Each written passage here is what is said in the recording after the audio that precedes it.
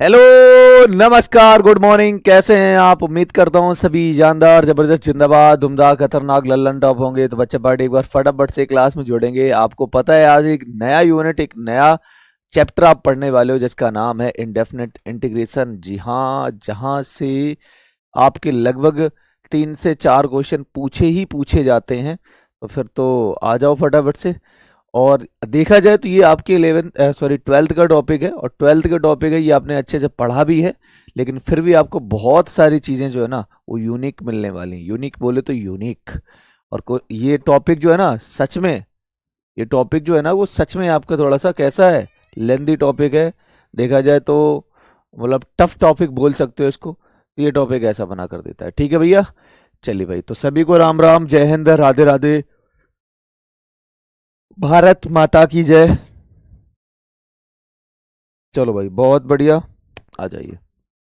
तो पता तो हो ही गया है कि टॉपिक आपका कौन सा है। तो टॉपिक है आपका इंडेफिनिट इंटीग्रेशन।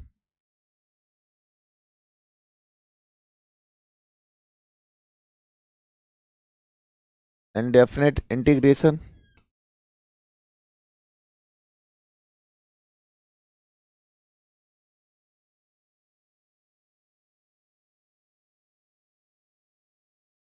अब ये जो इंडेफिनिट इंटीग्रेशन है ये है क्या, एक्चुअल में क्या है? तो इसको हम लोग दूसरे नाम से जानते हैं। सबसे पहले तो हमें ये पता होना चाहिए कि इंडेफिनिट इंटीग्रेशन में आपके एनडीए एग्जाम में कितने क्वेश्चन लगभग बनते हैं, इसके कितने क्वेश्चन आपके एग्जाम में आते हैं।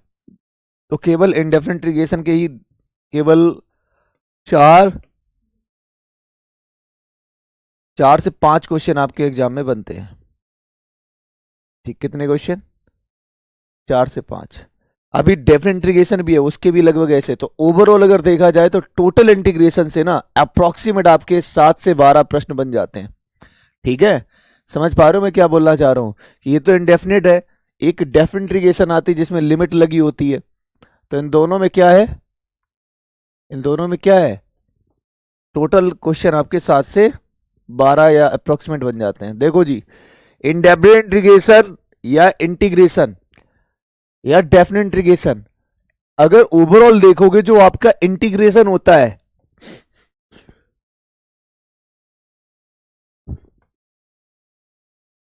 एक्चुअल में जो आपका इंटीग्रेशन है, इंटीग्रेशन का मतलब होता है आप चीजों को सभी को कलेक्ट करके चलो, साथ में चलो, एक साथ लेके चलो। ठीक है। लेकिन जो आप डिफरेंशिएशन पीछे पढ़ के आए हो, डिफरेंशिएशन में आपने देखा होगा कि वो क्या करता है, कट करता है, लोगों को बांट देता है, लोगों को तोड़ता है ना। पावर को तोड़ता है, पावर को कम करता है। तो ये इंटीग्रेशन पावर को बढ़ाता है, मतलब ये क्या कर रहा है, इंटीग्रेट कर रहा है, सभी को जोड़ने का प्रयास कर रहा है। डिफरेंशिएशन सभी को तोड़ने का प्रयास करता है। इतना दोनों में डिफरेंस है। अच्छा, दूसरी बात और बताई जाए कि इंटीग्रेशन और डिफरेंशिएशन एक दूसरे के कैसे होते हैं, अपोजिट होते हैं। एक दूसरे के कैसे होते हैं, अपोजिट होते हैं। अच्छा, कैसे जी? आओ। इंटीग्रेशन और डिफरेंशिएशन दोनों एक दूसरे के क्या होते हैं, अपोजिट होते हैं। डिफरेंशिएशन एक दूसरे के क्या है, अपोजिट है। अब बोलोगे कैसे अपोजिट है? देखो जी, एक सीधी सी बात, बड़ा सिंपल सा एग्जांपल लिया। मैंने कहा एक काम करो आप,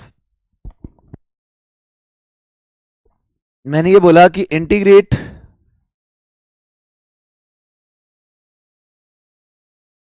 क्या हो रहा है, integrate sine x. Sine x का जो इंटीग्रेशन है वो कितना होता है, तो आप बोलोगे माइनस में कॉस एक्स। ठीक है।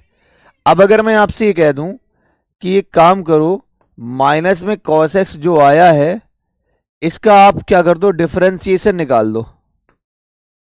तो क्या बन जाएगा? तो आप कहोगे अगर हम इसका डिफरेंशिएशन निकालेंगे तो कॉस एक्स का डिफरेंशिएशन माइनस का साइन एक्स, और माइनस पहले से ही था तो ये क्या बन गया, साइन एक्स। मतलब समझो, किसी भी फलन का अगर इंटीग्रेट करते हो, जो भी आएगा अगर उसका आपने डिफरेंशिएशन कर दिया तो वो वही फलन बन जाएगा जो शुरुआत में आपका बन रहा था। तो ये दोनों की, हाँ, इस वजह से ये दोनों कैसे होते हैं, एक दूसरे के अपोजिट होते हैं। समझ गए बात को बेटा?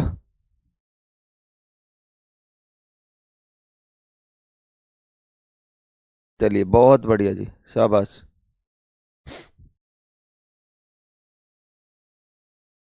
ठीक।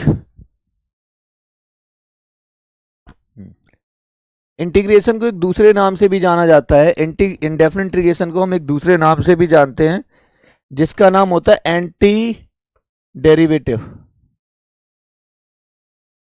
प्रॉपर इंडेफिनिट इंटीग्रेशन का हम दूसरा नाम भी जानते हैं, जिसको हम बोलते हैं एंटी डेरिवेटिव। एंटी डेरिवेटिव का मतलब जानते हो ना? एंटी डेरिवेटिव का मतलब होता है अवकलन का जस्ट उल्टा, एंटी डेरिवेटिव हो गया ये, समझ गए? अब कैसे बनेगा एंटी डेरिवेटिव, तो आओ चलो जानते हैं। पहले हम इसी से रिलेटेड क्वेश्चन कर लेते हैं। एंटी डेरिवेटिव से रिलेटेड क्वेश्चन आपके एग्जाम में आए हुए भी हैं, एक्सपेक्टेड चीजें भी बता सकता हूं कि हाँ भाई एक्सपेक्टेड क्वेश्चन बता दूंगा, ठीक है बेटा। एनकाउंटर बाबा हर जगह नहीं आते हैं ना, आएंगे ऐसा नहीं है, ऐसा नहीं आएंगे, जहां जहां क्वेश्चन का लेवल बहुत लेंदी हो जाएगा वहां पर आएंगे, तो थोड़ा सा फिक्र ना करो। अभी पढ़ रहे हैं तो पढ़ने दो, है ना। चलिए अभी हम लोग क्या पढ़ने वाले, एंटी डेरिवेटिव। एंटी डेरिवेटिव का मतलब होता है समाकलन। को ये ना समझ जाना एंटी डेरिवेटिव क्या है। एंटी डेरिवेटिव का मतलब ही होता है क्या, इंटीग्रेशन। समा डेरिवेटिव का उल्टा, इसका मतलब ही होता है इंटीग्रेशन, ठीक है। तो कोई ये ना समझ जाना कि भैया ये क्या बता रहे हो आप।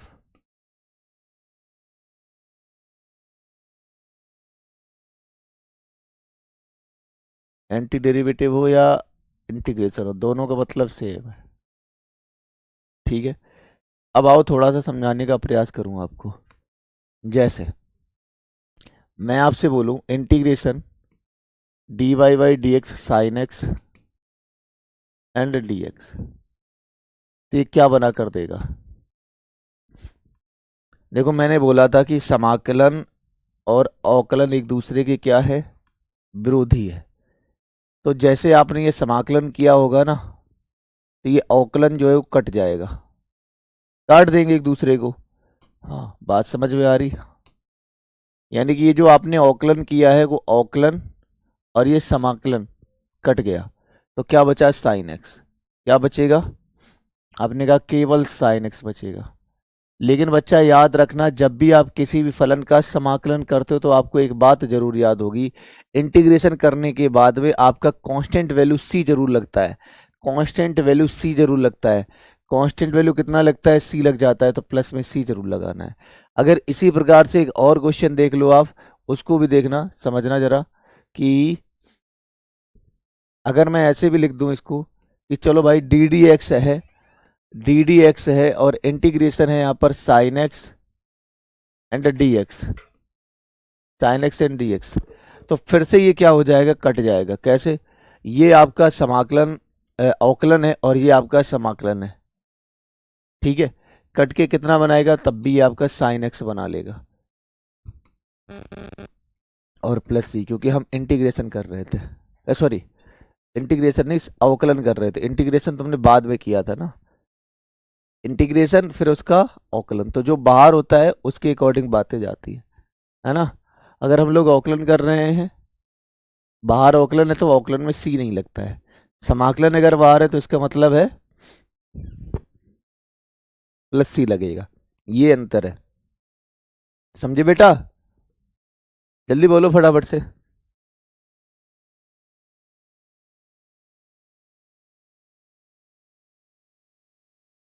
बहुत बढ़िया,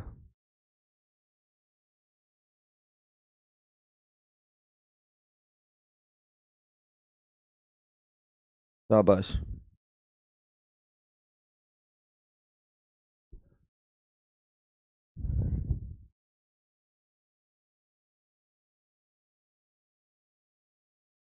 साइन एक्स का इंटीग्रेशन तो माइनस में कॉस एक्स प्लस सी होता है ना। अच्छा, तो साइन एक्स का इंटीग्रेशन माइनस में कॉस एक्स प्लस में सी होता है, लेकिन बच्चा देखो तो यहाँ अवकलन और समाकलन दोनों है, तो जो फंक्शन होगा वो वही रहेगा। अरे यार यहां से समझ लो ना, बताया तो है, किसी फलन का आप समाकलन करो, जो आए उसका आप अवकलन कर दो, तो वही फलन मिल जाता है जिसका आप समाकलन कर रहे थे।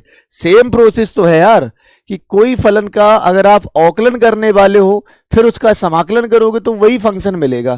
किसी भी फलन का आप समाकलन करो, इंटीग्रेशन करो, फिर उसका डेरिवेटिव कर दो, तब भी वही फंक्शन मिलेगा। बस फर्क कहां पर आता है? फर्क यहां पर आता है कि अगर बाद बाद में आपने इंटीग्रेशन किया है तो प्लस सी आएगा, और अगर बाद में आपने डिफरेंशिएशन किया तो कांस्टेंट वैल्यू नहीं आती। इतना सा तो फर्क है यार।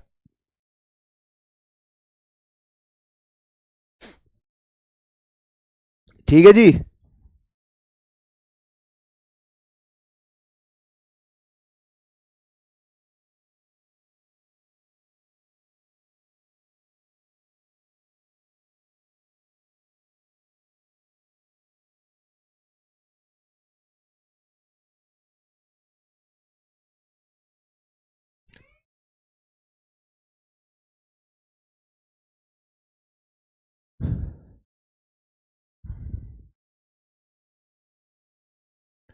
चलो क्वेश्चन आपके पास में ये है जैसे,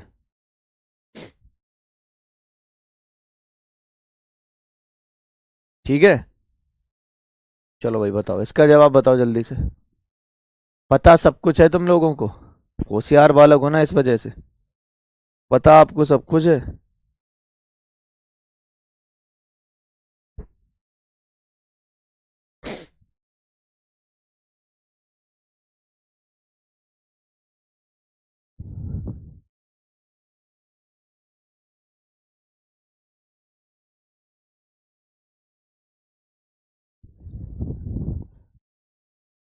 एक छोटी सी चीज बताना चाहूंगा कि जो हमारा टेन इनवर्स में 1/x जो होता है ना, इसका मतलब होता है कॉट इनवर्स में एक्स। या हम इसको उल्टा भी लिख सकते हैं, अगर कॉट इनवर्स में 1/x है तो हम इसको लिख सकते हैं कितना, टेन इनवर्स में एक्स। तो इस बात से तो आपको कोई दिक्कत मेरे हिसाब से तो नहीं होनी चाहिए। क्यों जी, बातें समझ में आ गई ये? तो क्या बच्चा हम इसको इस तरीके से लिख सकते हैं, इंटीग्रेशन -1 से लेके 1 dy/dx, और इसको लिखा जा सकता है क्या, कॉट इनवर्स में एक्स dx। आपने कहा कि इसमें समाकलन भी है, आपने कहा इसमें समाकलन भी और अवकलन भी है, तो अवकलन और समाकलन दोनों खत्म हो गए। तो बचा कितना, आपने कहा केवल और केवल कॉट इनवर्स एक्स बचा, कॉट इनवर्स एक्स। लेकिन यहां पर ना लिमिट दी जा रही है -1 से लेके 1। तो आपने कहा ठीक है, -1 से लेके 1 आपके पास में लिमिट आ गई है। एक्स की जगह पर अपर लिमिट ये होती है, लोअर लिमिट ये होती है। जो नीचे वाली लिमिट होती है उसको बाद में रखते हैं, ऊपर वाली लिमिट को पहले लिखा जाता है। यानी कॉट इनवर्स में 1 माइनस आता है, जब आप लोअर लिमिट को पुट करोगे तो माइनस आ जाएगा। यहां पर एक कॉट इनवर्स में -1। अब एक बात ध्यान रखना, इन कॉट इनवर्स 1 का मान तो आपको पता है कि ये कितने डिग्री का मान होता है, 45 का मान है। कॉट कितने डिग्री के मान 1 होता है, तो आपने कहा 45 यानी π/4। लेकिन बात यहां पर आती है कि ये फार्मूला आपने पढ़ा होगा कि अगर कहीं कॉट इनवर्स में -x आ जाए तो ये टूटता है पाई माइनस में कॉट इनवर्स x करके। कैसे? पाई माइनस में कॉट इनवर्स में x करके। एक एक चीज लिखा रहा हूं, जब आप इनवर्स ट्रिग्नोमेट्रिक फंक्शन पढ़ोगे तो ये खुद ही आपको ऑटोमेटिक समझ में आ जाएगा। समझ गए? तो ये क्या बन जाएगा, माइनस में पाई और कॉट इनवर्स में 1, तो माइनस में पाई और -π/4। इसको ऐसे भी लिख सकते हो, कॉट इनवर्स कॉट π/4। ठीक है, जो कैंसिल हो रहा है उसको उड़ाओ। जैसे कॉट से ये कॉट गया, कॉट से ये कॉट गया। खुद सोच के देखो जरा, ये 45 है और ये माइनस माइनस 45, तो π/2 एंड माइनस में पाई, और 180 में से 90 चला जाएगा तो माइनस का π/2। ऑप्शन नंबर ए हमारा राइट आंसर है। मजा आया? ऑप्शन नंबर ए हमारा करेक्ट जवाब है। नोट डाउन करते रहो फटाफट।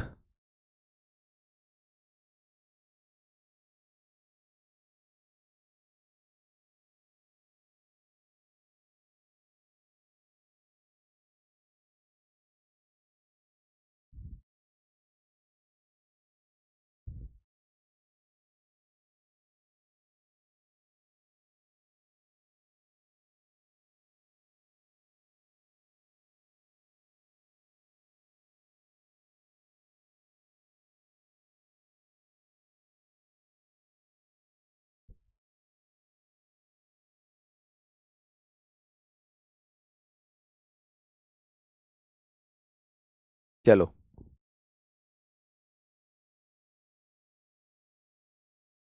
अब जैसे ये वाला क्वेश्चन आप देखने को, मतलब आपको ये देखने को मिल रहा है, तो इसमें क्या करोगे?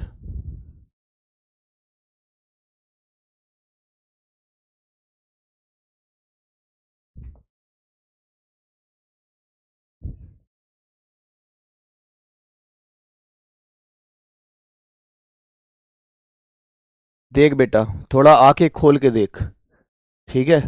मैं दोबारा आंखें खुलवाऊंगा नहीं, अगर मैंने आंखें खोल दी ना तुम्हारी, तो फिर खुली रहेंगी वो, फिर बंद भी नहीं होगी, फिर नींद के लिए ना तरस जाओगे। समझ रहे हो? तो मैं जो बता रहा हूँ उसको सुनो। बाहर क्या बैठा है, d Y by D x, इसका मतलब क्या होता है, औकलन। तो औकलन में कांस्टेंट वैल्यू नहीं आएगी। बाहर क्या बैठा है, इंटीग्रेशन, इंटीग्रेशन में क्या होता है, इस समाकलन, समाकलन में क्या आता है, प्लस सी आता है। ठीक है? तो दिमाग ज़्यादा लगाओ ना, आंखें खोल के बैठो, मैं पहले भी बोल चुका हूँ। कान खोल के बैठो तब तो ठीक है, आंखें कान दोनों खुली होनी चाहिए क्लास में, अदरवाइज पूरी क्लास की ऐसी तैसी हो जाएगी। समझ गए? चलो, एक पहले हम आपको एक कांस्टेंट, एक तरीका बताता हूँ। क्या आपको ये पढ़ने को मिला है कि d Y by D x होता है तो एक्स की पावर में एन, एक्स की पावर में एक्स का समाकलन क्या, अवकलन क्या होता था? याद करो, फंक्शन की पावर में फंक्शन क्या होता था, जो फंक्शन की पावर फंक्शन है उसको लिख डालो, और फंक्शन पावर अपॉन में पावर कैंसिल कर दो, और एक्स का कितना हो जाता है, वन, तो वन प्लस में कितना होता था, लॉग एक्स। ये एक अवकलन के बारे में आप जानते थे कि नहीं जानते थे? हाँ भैया, जानते तो थे। तो इसका मतलब तो मेरे भाई यही हुआ ना, कि ये आपने तो डिफरेंशिएशन में पढ़ा है, अवकलन में पढ़ा है, और यही आपको दिया जा रहा है, चाहे चेक कर लो, यही आपको दिया भी जा रहा है। देखो, एक्स की पावर में एक्स, वन प्लस में एल एन एक्स यानी लॉग एक्स। तो यार ये आपको दिया गया है, इसका मतलब है, ये आपको दिया गया है, इसका मतलब है कि ये, इसकी जगह पर हम ये लिख सकते हैं। हाँ जी बिल्कुल, मतलब हम ऐसे लिख सकते हैं, integration d Y by D x, और एक्स की पावर में एन, और साथ में डी एक्स। क्यों बाबू, लिखा जा सकता है कि नहीं लिखा जा सकता है? ये एक्स की पावर में एक्स जो होता है, इसका आपने अवकलन में पढ़ा था तरीका, कि फंक्शन की पावर फंक्शन हो तो क्या होता है, फंक्शन की पावर फंक्शन आ जाता है, पावर अपॉन में जिसकी पावर में था बेस, तो एक्स अपॉन में एक्स कैंसिल हो गया, इनटू में एक्स का डेरिवेटिव वन, और लॉग के साथ में एफ एक्स आ जाता था, और जी एक्स का अवकलन हो जाता था। यही तो बनता था ना, यही तो होता था ना, बस बात खत्म है। तो अब आप खुद सोचो कि यहां पर अवकलन भी आ चुका है, समाकलन भी है, तो अवकलन से ये समाकलन गया, तो जो भी बचा उसको वैसे लिख दोगे। क्या लिख दोगे, एक्स की पावर में एक्स, और इंटीग्रेशन पहले था तो इसका मतलब कांस्टेंट वैल्यू आ जाएगी। तो आंसर क्या आएगा, option number a, option number ए। चलो बहुत बढ़िया, ठीक है भाई साहब, ये प्रश्न आया हुआ है आपका, ये आया हुआ है एनडीए में।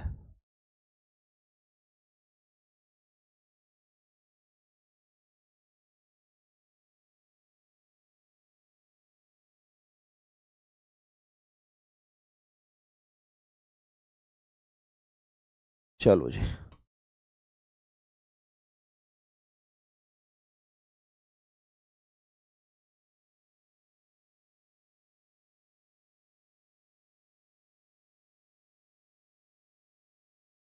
कॉट का मान गलत है सर, कॉट 45 का मान क्या होता है? हैं? क्या बोल रहे हो यार, क्यों रे सब?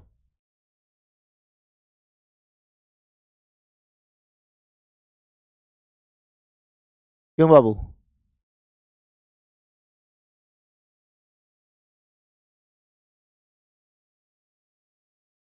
ठीक है, चलिए आइए। अब जैसे अगर आप यहां पर आते हैं, एक प्रश्न और आता है आपके लिए, कि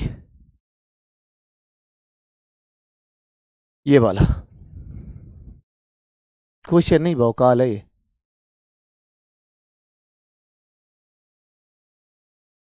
अरे यार, तुम कैसे आदमी हो यार, कैसे लोग हो तुम लोग? क्यों? क्यों बाबू, क्या हाल चाल है आपके, दिमाग नहीं है क्या? हद कर दिया तुमने तो यार। अभी हमने यही बताया यहां पर, क्या बता रहा हूं, तुम क्या सीख रहे हो, कुछ आइडिया भी है तुम्हें क्या करने चाहते हो तुम? देखो ये इंटीग्रेशन है, ये डिफरेंशिएशन है। एक चीज कंफर्म है, इंटीग्रेशन डिफरेंशिएशन का एंटी होता है। एंटी मतलब होता है कि काट देता है एक दूसरे को। तो differentiation d Y by D x और इंटीग्रेशन डीएक्स। क्यों डीएक्स? क्योंकि इंटीग्रेशन में ये आता है। दोनों कट जाएंगे तो क्या बचेगा? केवल साइन एक्स बचेगा। प्लस सी क्यों लगाते हैं? क्योंकि हमारा पहले क्या था? इंटीग्रेशन था, इस वजह से। डी और डीएक्स क्यों कट गया? अरे भाई साहब कहां से आए हो? जब हम चार क्वेश्चन बता देते तब तुम्हारे दिमाग में ये आता है क्या?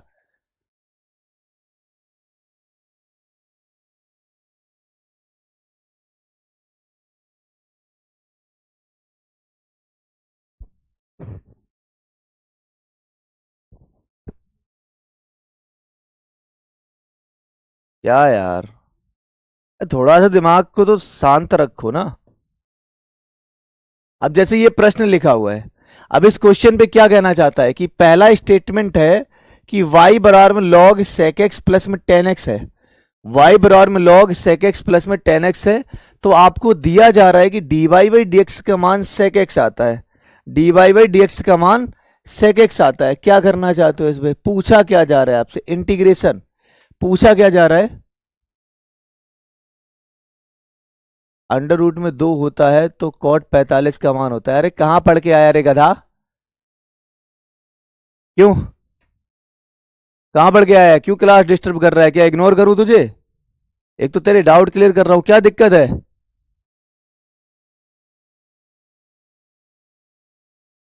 रूट दो होता है तो कॉट 45 का मान होता है।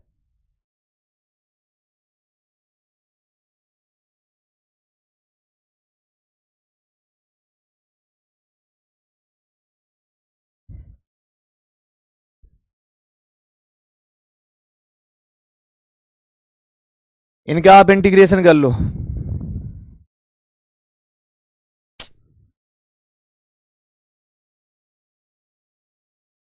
इंटीग्रेशन इनका करना है, इंटीग्रेशन सेक एक्स डीएक्स, और बाहर इसका अवकलन करना है क्योंकि अवकलन दिया जा रहा है ना। उसी प्रकार से d Y by D x integration cosec x n d x. ठीक है, तो यानी ये क्या बनाएगा? इंटीग्रेशन, इंटीग्रेशन और डिफरेंशिएशन, डिफरेंशिएशन और इंटीग्रेशन कट गया। तो इसका मतलब ये क्या बना कर देगा? Sec x. ये क्या बना कर देगा? Cosec x. अब आप हमसे ये बोल रहे होगे कि भैया ये कैसे कर दिया? देखो जी, बात बताता हूं तुमको। जो सेक एक्स का समाकलन होता है वो ये होता है, दोबारा सुन लो। जो सेक एक्स का समाकलन होता है वो यही होता है। कॉसेक एक्स का जो समाकलन होता है वो यही होता है। अगर हम इसके समाकलन का अवकलन करेंगे तो नॉर्मल सी बात कॉसेक एक्स मिलेगा। अगर ये समाकलन है किसका? सेक एक्स का, तो अगर हम इसका अवकलन करेंगे तो कितना मिलेगा? सेक एक्स मिल जाएगा। तो बोथ करेक्ट है। पहला स्टेटमेंट और दूसरा स्टेटमेंट दोनों करेक्ट है। या एक काम कर सकते हो, या एक काम कर सकते हो, आप क्या काम करो, इसको थोड़ा सा होल्ड में रखो। अभी हम आगे फार्मूला बताने वाले हैं तो आप ये और अच्छी तरीके से इनको रिलेट कर पाओगे। ठीक है, और अच्छी तरीके से रिलेट कर पाओगे। चलो, बातें समझ में आ गई बच्चा? ये क्या? ये फॉर्मूला होता है। ये किसका समाकलन है? तो आप कहोगे ये सेक एक्स का समाकलन है। ये किसका समाकलन है? तो कॉसेक एक्स का समाकलन है। अगर ये सेक एक्स का समाकलन, तो अगर हम इसका अवकलन कर देंगे तो सेक एक्स मिल जाएगा। इसका हम अगर अवकलन कर देंगे तो क्या मिल जाएगा? कॉसेक एक्स मिल जाएगा। बिल्कुल सही है। ठीक है रामिंदर सिंह, चल एक बात बता बेटा। अभी तुमने क्या बोला था? बोरिंग क्लास हो रही है ना? हाँ, मतलब पता है, अब देखो भाई लोग, आप लोग इसको सुनना। अब इसने कहा है कि बोरिंग क्लास हो रही है, फिर बाद में पता है क्या बोल रहा है कि इसको इंटरेस्टिंग बनाना है। अब इंटरेस्टिंग बनाने के लिए पता है इसके उल्टे सीधे क्वेश्चन क्या है कि सर आप टकले हो क्या? मतलब समझ रहे हो, बंदे के ना पढ़ाई पे ध्यान नहीं है, बंदे को केवल इंटरेस्टिंग चाहिए। अब इंटरेस्ट करने का तरीका क्या होता है? वो कुछ भी बोले, हम यहाँ पर फालतू के मतलब सवाल जवाब करता रहूं, यहाँ पर मैं शायरी मारूं, दो चार बातें हंसी मजाक की करूं, तो वो चीज़ें क्या हैं, इनकी इनके लिए वो इंटरेस्टिंग क्लास हो जाती है। जबकि इनको पता होना चाहिए, शायद मेरे हिसाब से आप बेटा ख्यालों में जी रहे हो। कहाँ जी रहे हो? ख्यालों में जी रहे हो। ये ना, ये ना एक यूपीएससी का एग्जाम है, ये आपकी औकात बता देगा कि आपकी औकात क्या है। समझ रहे हो?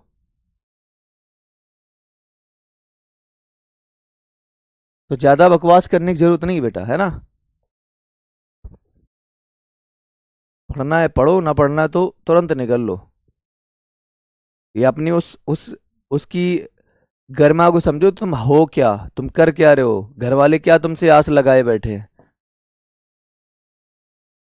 देखो क्वेश्चन क्या कहना चाहता है, क्वेश्चन कहना चाहता है एंटी डेरिवेटिव ऑफ दिस, मतलब इसका ना आपको समाकलन बताना है, हैं? एंटी डेरिवेटिव का मतलब समाकलन होता है, मैंने कहा हाँ, एंटी डेरिवेटिव का मतलब समाकलन होता है। अब समाकलन जब आप इसका करोगे तो रूट एक्स एंड प्लस में 1 अपॉन में root of x d x. वाह, क्या बात है, समझ गए भैया? तो अब क्या कवर करना है इसमें? अरे तो तेरा दिमाग तो फोकस होना चाहिए क्लास में ना फालतू की बातें में क्यों? अगर तुम पढ़े लिखे, और सबसे बड़ी बात ये ना कि आप इतने समझदार हैं सारे के सारे लोग, फिर भी उल्टे सवाल जिनका बे मतलब, कोई ना सिर ना पैर, कुछ भी मतलब नहीं होता है ये आपका आया। अब बात ये आती कि हम इसका समाकलन कैसे करेंगे, तो फार्मूला पढ़ना पड़ेगा, बिल्कुल पढ़ना पड़ेगा। सेम पैटर्न यहां पर आ रहा है आपका, ये है। ये कह रहा है कि कोई फलन का अवकलन इतना है, तो अगर हम इसका समाकलन कर देंगे तो क्या मिल जाएगा? अरे वाह यार, चीता आदमी हो तुम तो, गजब जी गजब। इस क्वेश्चन को पहले करना है। ये ना समझना कि भैया ये आपने छोड़ दिया, क्यों छोड़ा है, क्योंकि इसके लिए फार्मूले की जरूरत पड़ेगी। अभी फार्मूला मैं आपको बताने वाला हूँ, फिर इस क्वेश्चन को कवर कराऊंगा। एक बात बताओ जी, ये बताइए कि कोई फलन है, उसका आप अवकलन कर रहे हो, अगर इसी अवकलन को खत्म करने के लिए आप क्या कर सकते हो? समाकलन कर सकते हो। इसी अवकलन को खत्म करने के लिए आप क्या कर सकते हो? समाकलन कर सकते हो। ठीक है, तो ये बताओ, ये तो कैंसिल हो जाएगा अवकलन समाकलन, तो एफ एक्स बराबर में कितना आ जाएगा? अब इसका भी तुम्हें समाकलन ही तो करना है ना, इसका भी तो आपको समाकलन ही तो करना होगा ना बेटा, क्यों बाबू? हाँ बिल्कुल सही बात है। तो इसका मतलब ये हुआ कि d y d x f x बराबर में कितना है? 4x³ minus 3y x⁴। अच्छा, इसका क्या करना पड़ेगा? समाकलन। क्या करना पड़ेगा? इंटीग्रेशन। अब वही फिर से कहानी आ गई, फार्मूला पता होता तो हम इसको भी कर ले जाते, है ना? अगर हमें फॉर्मूला पता होता तो हम इसको भी कर ले जाते। तो ये देखो डिफरेंशिएशन, और ये देखो इंटीग्रेशन खत्म हो जाएगा। जैसे ही खत्म हो जाएगा तो मेरे पास में बचेगा एफ एक्स बराबर में इनका इंटीग्रेशन। अब इनका इंटीग्रेशन 4x³ हो जाता है, माइनस में कितना हो जाता है? 3y x⁴ and d x. लेकिन अभी आपको फार्मूला पता नहीं कि हम कैसे इंटीग्रेशन सॉल्व करते हैं, तो वो आपको मैं बताना चाहता हूँ, ठीक है? वो मैं आपको बताना चाहता हूँ, जैसे कि आओ अब फार्मूले पे थोड़ा ध्यान दे देते हैं, हाँ।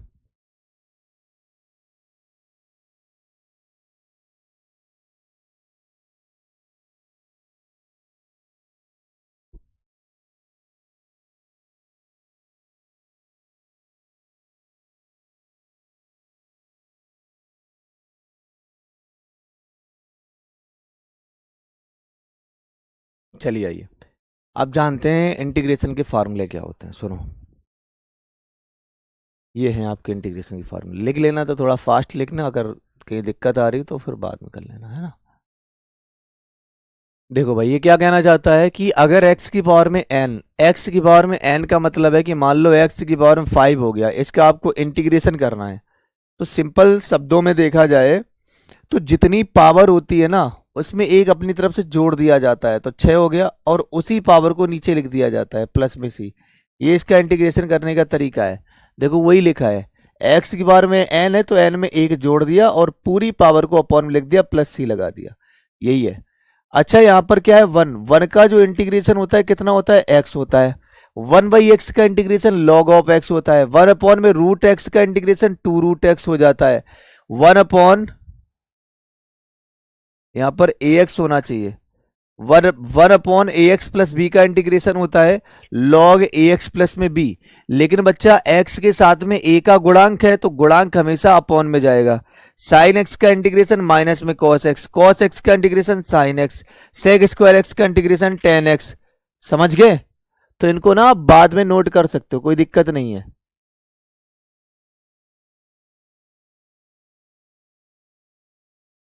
समझ रहे हो ना बात?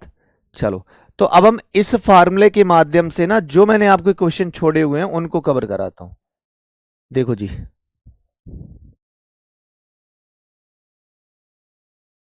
देखो जी, देखो जी, देखो जी, ये कर सकते हो। अब देखो इनके अलग अलग इंटीग्रेशन आप कर सकते हो दोनों, अगर प्लस माइनस बीच में आता है तो इंटीग्रेशन अलग अलग कर दो। 4x³ का अलग इंटीग्रेशन कर दो, 3 अपॉन में एक्स की पावर 4 का अलग इंटीग्रेशन कर दो। लेकिन आप सभी को पता है कि ये अपॉन में पावर में 4 लेकर आ रहा है, तो हम ना इसको खत्म करके ऊपर ले जा सकते हैं। 3 इंटू में एक्स की पावर माइनस का 4 एंड dx, ऐसे करके एक्स बार 4 को ऊपर ले गए। समाकलन क्या कहता है, ये 4 तो ठीक है, लेकिन x³ का इंटीग्रेशन कितना हो जाता है, आपने कहा एक्स की पावर 4 एंड अपॉन में 4 माइनस एक्स की पावर 4 अपॉन में 4। अच्छा, यहां माइनस हो गया -3। यहां पावर एक जोड़ोगे, हाँ जी जोड़ेंगे। जब एक पावर जोड़ोगे तो -4 में से एक जाएगा -3 और उसी को अपॉन में लिख दोगे -3। जो कैंसिल होता है उसको उड़ाओ जरा। क्या क्या कैंसिल हो रहा है, आपने कहा 4 से 4 गया, 3 से ये 3 चला जाएगा। अरे वाह, चीता आदमी हो तुम तो। क्या हो, चीता आदमी हो तुम तो, चीता। अब क्या कवर करना है तुम्हें, ये क्या बन गया, आपने कहा एक्स की पावर 4 बन चुका है। क्या बन चुका है, एक्स की पावर 4। माइनस माइनस प्लस होता है, ये हो जाएगा एक्स की पावर -3, जिसको लिख सकते हैं 1 अपॉन में x³। ठीक है, कहां पर बता दिया, तो क्वेश्चन उल्टा हो गया। नहीं नहीं नहीं, कोई दिक्कत नहीं, प्लस में सी सही है। लेकिन बात यहां पर आती है कि ये एफ एक्स का मान है, लेकिन आपको तो दिया जा रहा है एफ एक्स की वैल्यू तो 0 दी जा रही है। जब 2 रखोगे, यानी आप एक्स की जगह पर अगर 2 रखते हो तो इसका कंप्लीट सॉल्यूशन जो होता है वो 0 के बराबर में आता है। तो कोई दिक्कत नहीं है, आप ना यहां पर x की जगह पर 2 लिख दो। एक्स की जगह पर 2 लिख दो। अब कितना, देखो कितना बेहतरीन प्रश्न है। अगर ये क्वेश्चन आपके एग्जाम में आ जाए और लिख लेना, ये एक्सपेक्टेड क्वेश्चन हो सकता है, कोई बड़ी बात नहीं, क्योंकि इसने फुल ऑन सोल्यूशन करवाया है, फिर वैल्यू पुट कराई है, फिर इक्वेशन बनाई है, इक्वेशन बनाने के बाद में नियतांक वैल्यू का मान निकाला है। तो इंपॉर्टेंट हो जाएगा, ऐसी कोई बात नहीं, एक्सपेक्टेड है, लिख सकते हो इसको। जब आप f(2) लिखते हो, यानी x की जगह पर 2 लिखना चाहो, तो 2 की पावर में 4 यानी 2 की पावर 4 का मतलब 16, और 1 अपॉन में कितना है, x³। अब 1 अपॉन में अगर x³ है, इसका मतलब है कि 2 की पावर में 3 बोले तो 8, और प्लस में c।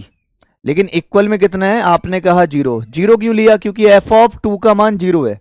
तो यहां से आप c की वैल्यू निकाल सकते हो, c की वैल्यू निकाल सकते हो। ये बताओ 16 का गुणा अगर 8 में करोगे तो कितना मिलता है, 128, और 128 में एक जोड़ोगे तो माइनस का 129 डिवाइडेड बाई 8। अब यही कांस्टेंट वैल्यू को उठाओगे आप और कहां पुट कर दोगे, यहां पर। तो जैसे पुट कर दिया, आंसर आपका आ गया माइनस में। तो x की पावर 4, ऑप्शन नंबर ए राइट है। मजा आया, आया मजा। हाँ, तो जो भी कौन कह रहा था जो बोरियत क्लास है, वो उनको देख ले पहले, और थोड़ी सी गरिमा को समझे कि यूपीएससी की गरिमा क्या है। वो अलग की बात है, गरिमा नाम की कोई लड़की नहीं है यहाँ पर, वो अलग है। लेकिन थोड़ा सा भावनाओं पर जाओ तो शायद अच्छा रहेगा, है ना। नहीं, मुझे अगर गर्मी आ गई ना तो तुम्हारी गर्मी निकाल दूंगा सबकी।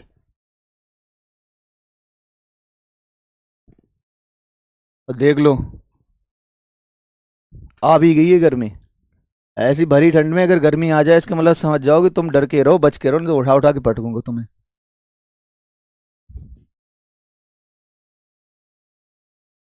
हम्म।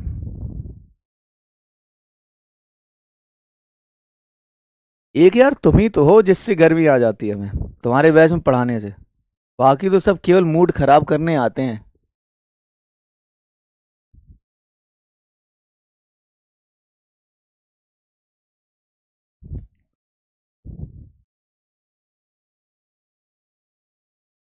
ठीक है, ये क्या कहना चाहता था आपसे, इसने बोला है कि भैया इसका इंटीग्रेशन कर दो, कर दिया, लेकिन सी रह रहा है। तो सी वैल्यू निकालने के लिए आपको यहां पर जाना पड़ेगा, f(2). f(2) का मतलब x की जगह पर 2 रखा, तो इसका मान आया कितना, 0 के बराबर में, तभी सी का मान निकल आया।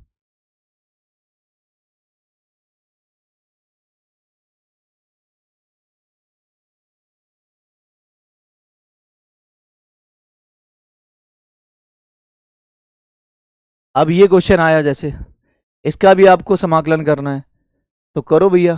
प्लस में आ रहे हैं, इनको अलग अलग लिख सकते हो। अंडर रूट में एक्स, रूट एक्स का मतलब होता है पावर में 1/2, तो इसको हम लिख सकते हैं एक्स की पावर में 1/2 प्लस इंटीग्रेशन 1 में रूट एक्स है, रूट एक्स को जब ऊपर ले जाओगे तो पावर में आ जाएगा माइनस का 1/2। क्या बोलती है पब्लिक? अब समाकलन यही कहता है कि जो पावर में है उसको आप क्या करोगे, उसको आप उसमें आप एक जोड़ दो।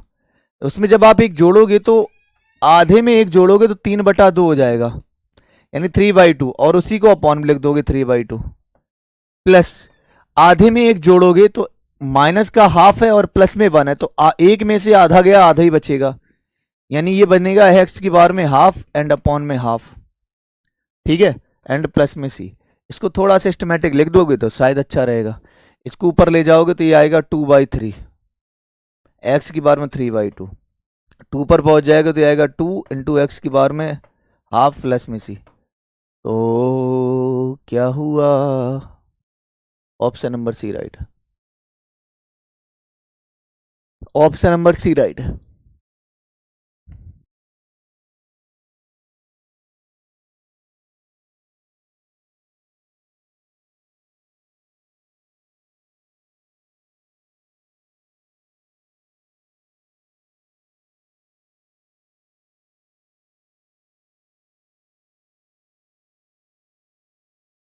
चलो, अब तुम्हें ना इस क्वेश्चन से थोड़ा सा रूबरू करवाऊं, ये वाला प्रश्न जो है इससे रूबरू करवाता हूं। तो पहले हमें फार्मूले पे आना पड़ेगा। इतने आपने जान लिए, ये इतने फार्मूले क्या है।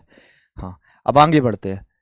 नो, कॉसिक स्क्वायर एक्स का माइनस में कॉट एक्स होता है, सेक एक्स टेन एक्स का सेक एक्स प्लस में सी होता है। कॉसिक एक्स का आप लोग जानते होंगे, कॉसिक एक्स इंटू में कॉट एक्स कितना होता है, माइनस में कॉसिक एक्स प्लस में सी। उसी प्रकार से आप टेन एक्स को देखोगे तो टेन एक्स का जो इंटीग्रेशन होता है वो माइनस में लॉग कॉस एक्स लिख सकते हो या लॉग सेक एक्स लिखा जा सकता है। कॉट एक्स को लॉग साइन एक्स लिख सकते हो या माइनस में लॉग कॉसिक एक्स लिखा जा सकता है। लेकिन आपके पास में क्वेश्चन क्या थे, ये थे, यही थे ना। इनको समझो आप कि अगर हम इंटीग्रेशन सेक एक्स का करते हैं तो या तो मिलता है लॉग सेक एक्स प्लस में टेन एक्स, तो एक चीज कंफर्म हो गई कि लॉग सेक एक्स प्लस में टेन एक्स किसका इंटीग्रेशन है, बोलोगे सेक एक्स का। तो अगर हम इसका डिफरेंशिएशन कर देंगे तो मुझे क्या मिल जाएगा, सेक एक्स मिल जाएगा। यही तो इसने बोला था, यही तो ये कह रहा है क्वेश्चन। कहां गया ये, यही तो कह रहा है कि अगर log sec x plus ten x किसका समाकलन है, sec x का, तो अगर हम इसका डिफरेंशिएशन कर दें तो कितना मिल जाएगा, sec x मिल जाएगा। बिल्कुल सही है। log cosec x माइनस में cot x किसका समाकलन है, cosec x का, मतलब अगर हम इसका डिफरेंशिएशन कर देंगे तो cosec x मिल जाएगा। बस यही तो बताना चाह रहा था ना आपको, समझ गए बच्चा। तो ये आपका हो गया, या हम इसको दूसरे तरीके से भी नोट कर सकते हैं। ये याद कर लेना भैया, एक दो बार रिवाइज करना, याद हो जाएंगे। 15 और आगे बढ़ते हैं 16 पे। 16 को थोड़ा समझना क्या कहता है, वो देखना आप कि कोई एक फलन है एफ एक्स, उसकी पावर में एन है, लेकिन वहां पर उसका अवकलन मौजूद है, एफ डैश ऑफ एक्स मौजूद है। डैश का मतलब अवकलन होता है, यानी कि डिफरेंशिएशन मौजूद है। ठीक है, तो इसके लिए क्या होता है, आंसर क्या होगा, तो आप कहोगे कि एफ एक्स का जो भी पावर में है उसमें एक आप ऐड कर दोगे और उसी को अपॉन में लिख दोगे, एंड प्लस सी, खत्म कहानी। एफ डैश एक्स अपॉन में एफ एक्स, तो ये अवकलन है, ये किसी फलन का डिफरेंशिएशन है।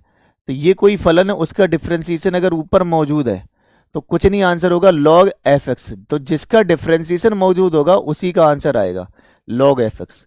तो अभी आप इस पे टेंशन लेने की जरूरत नहीं है, अभी हम यहां पर बता देंगे इन चारों कॉन्सेप्ट में। इन सभी को मैं कहां पर लेके जाने वाला हूं, इन सभी को हम लेके जाने वाले हैं कहां पर, सब्स्टिट्यूशन पे।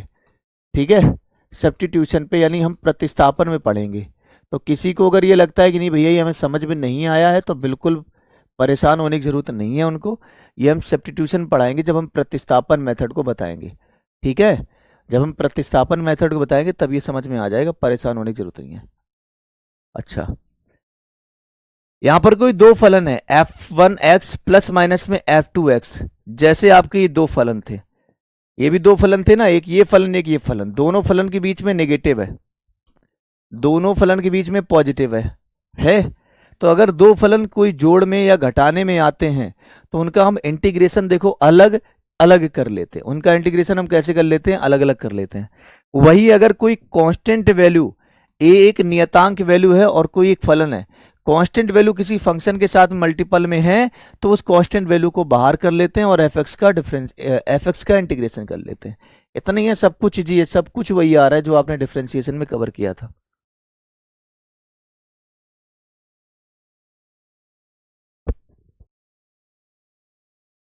ठीक है भाई।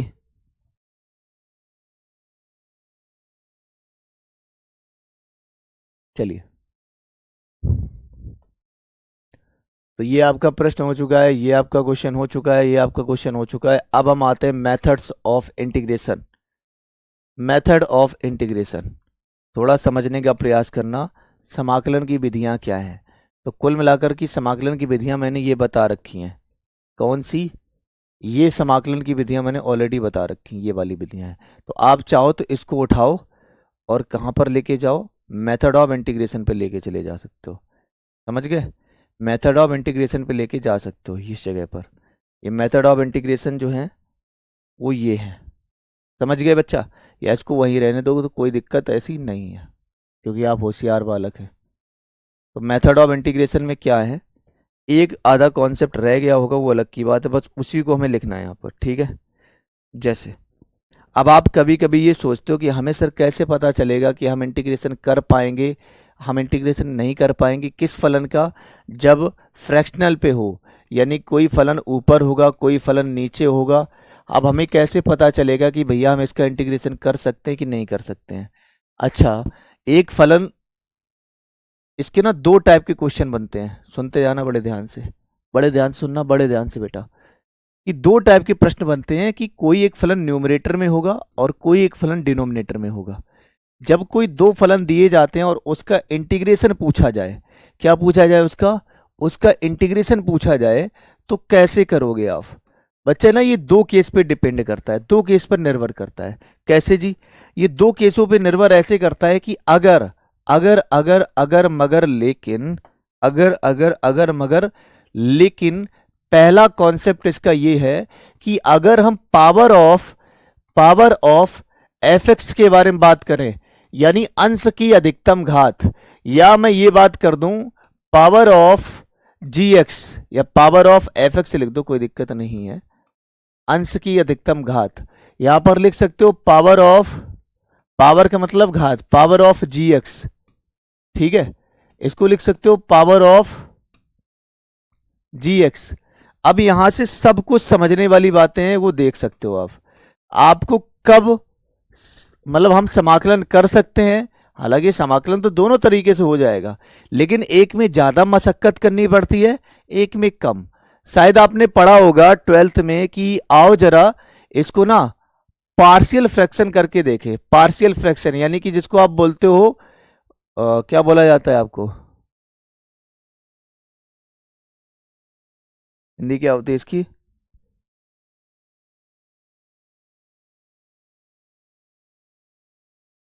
पार्शियल फ्रैक्शन की क्या होती है भाई?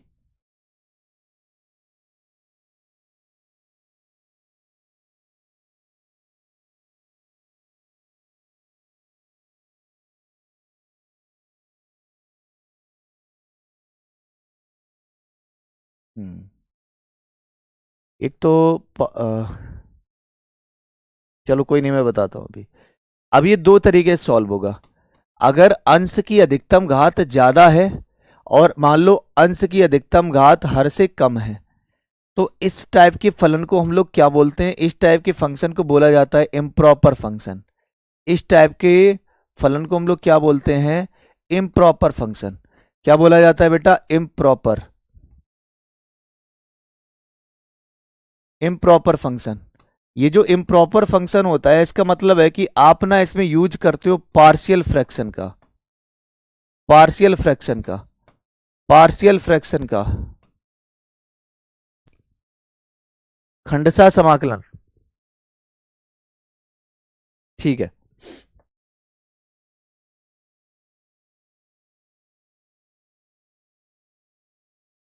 नहीं, आंशिक, आंशिक फलन जिसको बोला जाता है, यस बिल्कुल सही बात है, आंशिक फलन।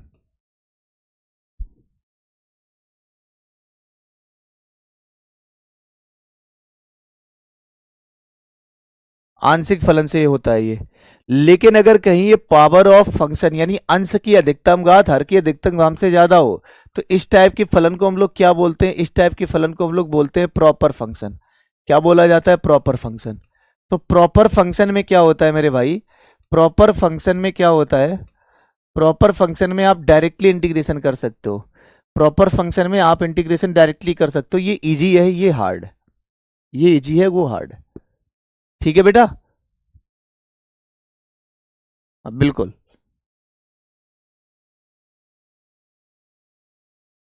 आंशिक भिन्न बोलते हैं, फ्रैक्शन मतलब भिन्न होता है, ओके। सोरो आंशिक भिन्न से सॉल्व करेंगे, ठीक है।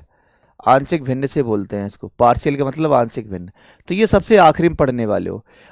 अभी जो ना आप ये पढ़ने वाले हो, ये वाला। तो अगर कोई फलन एफ एक्स अपॉन में जी एक्स के रूप में आता है, तो ये दो भागों पे डिपेंड करता है। पहली बात पर कि अगर अंश की अधिकतम घात हर की अधिकतम घात से ज्यादा है, तो इसको हम प्रॉपर फंक्शन बोलते हैं, जिसको हम डायरेक्टली इंटीग्रेट कर सकते हैं। अगर कहीं अंश की अधिकतम घात हर की अधिकतम घात से छोटी है, तो इसको हम इम्प्रॉपर फंक्शन बोलते हैं, जिसमें आप आंशिक भिन्न का सहारा लेते हो, ठीक है, जिसमें आप पार्शियल फ्रैक्शन का यूज करते हो। वो हम सबसे आखिरी में पढ़ने वाले, टॉपिक के सबसे लास्ट में, इस वाले पैटर्न को। तो अभी हम यहां पर आते हैं, इसका क्वेश्चन कैसे बनता है वो देखो जरा। तो इनके क्वेश्चन कुछ इस प्रकार से बनते हैं, चलिए देखिए, समझो। अंश में अधिकतम घात 5 है, हर में अधिकतम घात 4 है। तो इसका मतलब ये प्रॉपर फंक्शन बन गया कि नहीं बन गया? आपने कहा जी बिल्कुल भैया ये प्रॉपर फंक्शन है। प्रॉपर फंक्शन में क्या है, डायरेक्टली इंटीग्रेशन कर सकते हो, लेकिन कैसे? डिवाइड करवाओ।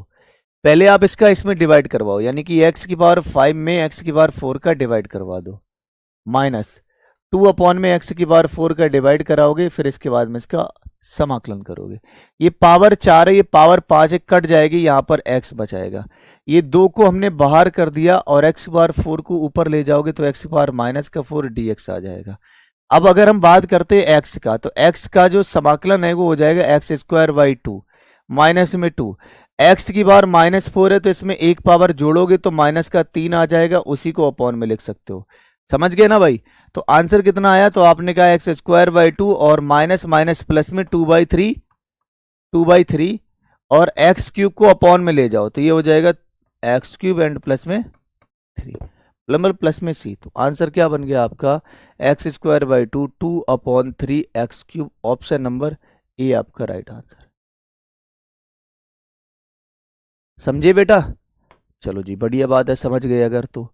अब आते हैं हम इसी टाइप का एक और प्रश्न है, वो ये है।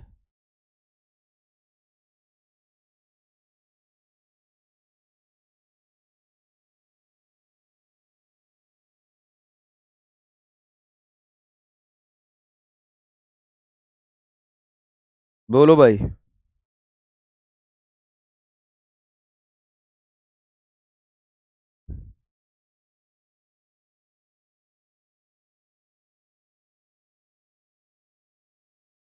पल्ले पड़ गया? कोई नहीं, आ जाओ। देखो सबसे पहली बात है, ऊपर पावर कितनी है? पावर ऊपर 2 है और नीचे पावर कितनी है? आधी है। रूट का मतलब आधी पावर होना, तो ऊपर ज्यादा है नीचे कम है, तो इसका मतलब ये प्रॉपर फंक्शन है। कौन सा फंक्शन है? प्रॉपर फंक्शन है। तो मतलब मैं पहले इसका होल स्क्वायर तोड़ के इससे डिवाइड करा दूंगा। तो 1 + x का होल स्क्वायर का मतलब है 1 + x का स्क्वायर एंड प्लस में 2 ऑफ एक्स। अब इसी में आप रूट एक्स का डिवाइड करा दो। रूट एक्स का मतलब क्या होता है बेटा? रूट एक्स का मतलब है पावर में 1/2। अब इसका इसमें डिवाइड कराओगे तो ये यही बनेगा 1 अपॉन में एक्स की पावर 1/2। अब अगर ये पावर में 1/2 है तो ऊपर पहुंच जाएगा। अगर ये ऊपर पहुंचेगा तो ये क्या लिख सकते हो इसको? पावर में माइनस का 1/2 प्लस एक्स स्क्वायर, नीचे से ऊपर पहुंच जाएगा तो पावर में आएगा माइनस का 1/2, फिर प्लस दो नियतांक मान लो, फिर एक्स है और पावर में कितना है? माइनस का 1/2 dx। समझ गए ना बात? नीचे से डिवाइड करवा दिया।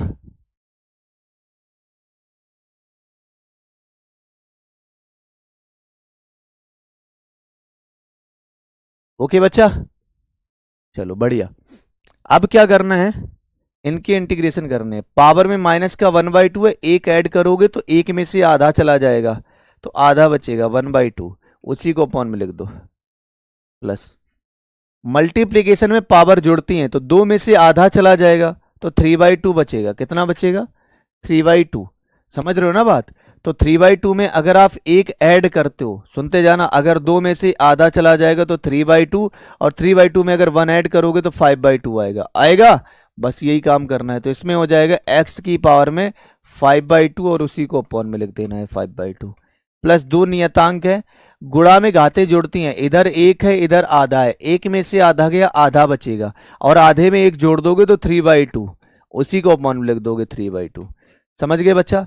इनको सिस्टमेटिक लिख डालो जला। ये दो को ऊपर फेंक दोगे तो 2x की बार में हाफ, 2 को ऊपर भेजोगे तो 2/5, x की बार में 5/2, प्लस 2 को ऊपर भेजोगे तो 2 दूना 4, यानी कि 4/3, और x की बार में हो जाएगा 3/2, एंड प्लस में से, यही हमारा आंसर है। ला ला ला ला ला ला ला ला ला ला ला 2/5 4/3, ऑप्शन नंबर सी।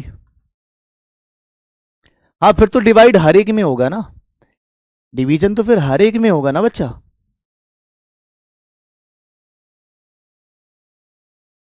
हम्म।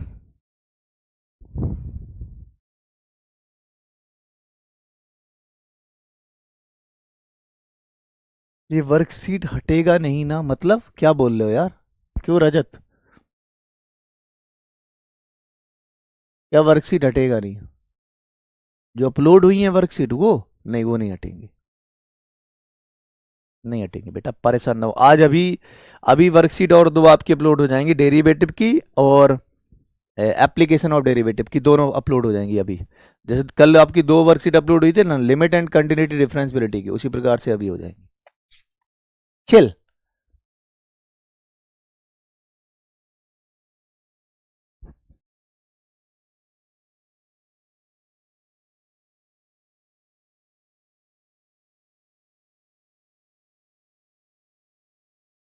एक क्वेश्चन और है, चलो भाई बताओ।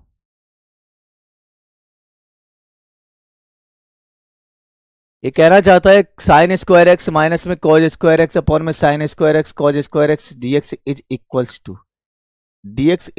टू, इसका मान बताओ। देखो सीधी सी बात है, इसका डिवाइड करवा दो दोनों केसेस में।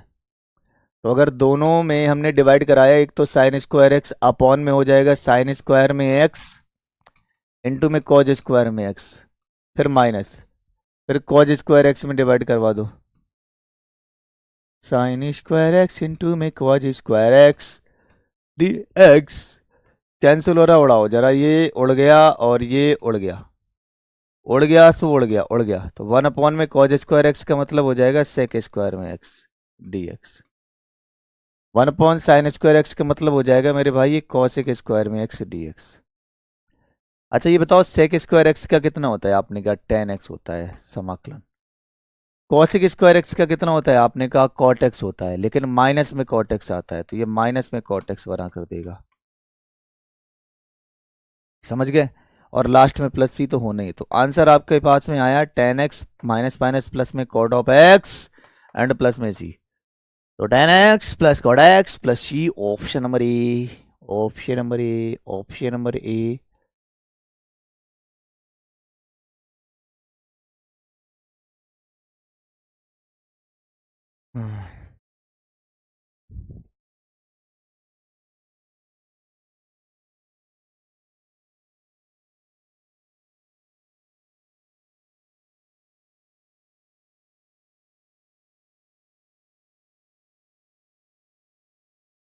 चलिए, अब कुछ और फॉर्मूले आते हैं ना, कुछ और फॉर्मूला आते हैं, अभी ना कुछ और फॉर्मूले आते हैं, और फार्मूला बन जाएंगे। उसको सॉल्व करना है ना सर वर्कशीट को? ना बाबू, उन वर्कशीट को आपको केवल देखना है, आपको सॉल्व नहीं करना है, आप बहुत समझदार हैं, है ना? अजय यादव कह रहे हैं वर्कशीट कहाँ मिलेगा। अरे मेरे गधेड़ो, जहाँ पे क्लास चल रही जरा मेरे सब्जेक्ट पे जाओ, मैथ्स वाले सेक्शन पे क्लिक करो, ऊपर एक फोल्डर बना होगा वर्कशीट, बस वही मिलेगी।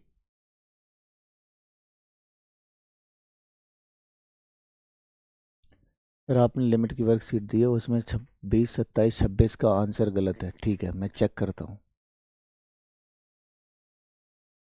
चलो टाइम हो गया, 2 घंटे की क्लास है, करवाओ अभी, टाइम हो गया, पानी के नीचे लपेट बैठ जाएगी अभी। चलो आओ जरा इस पे। ये कहना चाहता है d Y by D x log cosec x into में कॉट एक्स।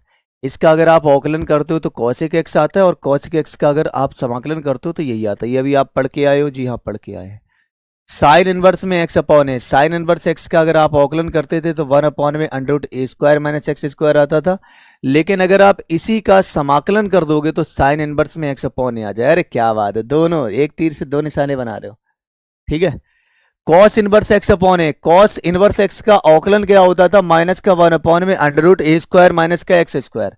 लेकिन अगर आप इसका समाकलन करोगे तो क्या बनेगा, कॉस इनवर्स एक्स अपॉन में ए।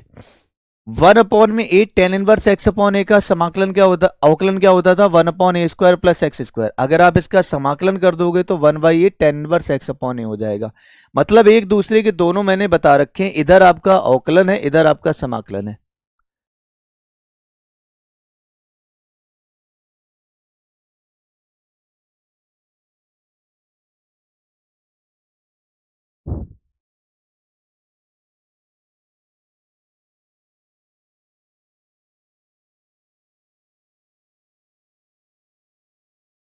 ठीक है भाई, इनको ना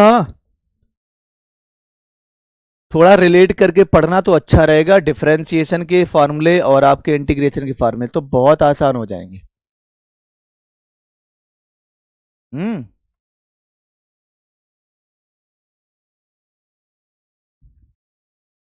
D Y by D X 1/a sec inverse X upon में ए। देखो इसका जो डिफरेंशिएशन है वो ये हो जाता है, तो अगर आप इसका समाकलन करोगे यानी इंटीग्रेशन करोगे तो फिर से वही मिल जाएगा। समझ रहे हो, यही करनी है यार, यू करनी है। चलो आओ लास्ट में, कॉसिक इनवर्स एक्स का है और है, तो कॉसिक इनवर्स एक्स का ये वाला फार्मूला है, खत्म। अब आते हैं आपके प्रीवियस ईयर क्वेश्चन पर। प्रीवियस ईयर क्वेश्चन, इसमें से पहला प्रश्न आपके सामने रहा, 2024 के फर्स्ट इनटेक का ये प्रश्न है।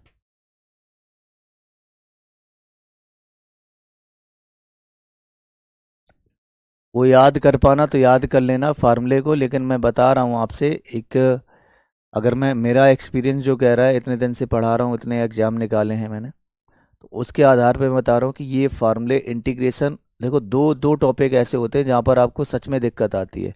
पहला टॉपिक आपका होता है ट्रिग्नोमेट्रिक, दूसरा टॉपिक आपका होता है इंटीग्रेशन। ये दोनों टॉपिक ऐसे हैं जहाँ पर आपको मतलब सच में बहुत अपना खोपड़ी को पटकना पड़ेगा, क्योंकि इनके फॉर्मूले इतने हैं, आप इनको याद करते करते पागल हो जाओगे। लेकिन ऐसा नहीं कि आप इनके फॉर्मूले को दिमाग में नहीं रख सकते, रख सकते हो, लेकिन उसका तरीका है। तरीका क्या है कि आप ना इंटीग्रेशन को डिफरेंशिएशन से कनेक्ट करके पढ़ो थोड़ा सा, उनके फार्मूले इनके फार्मूले अंतर क्या है। और सबसे बड़ी बात ये आपको पता है कि इंटीग्रेशन डिफरेंशिएशन का उल्टा होता है, तो आप कवर कर सकते हो अच्छे से, ऐसा नहीं है। चलिए आइए, तो ये मेरे पास में एक प्रश्न है और इसने कहा है कि इसका जो आंसर है वो इस तरीके से आता है, तो बताओ अल्फा का मान क्या है और बीटा का मान क्या है, ये आपको बताना है। तो देखो बच्चा, होता क्या है कि ये दो क्वेश्चन है, मतलब ये दो रूट में लिखा है।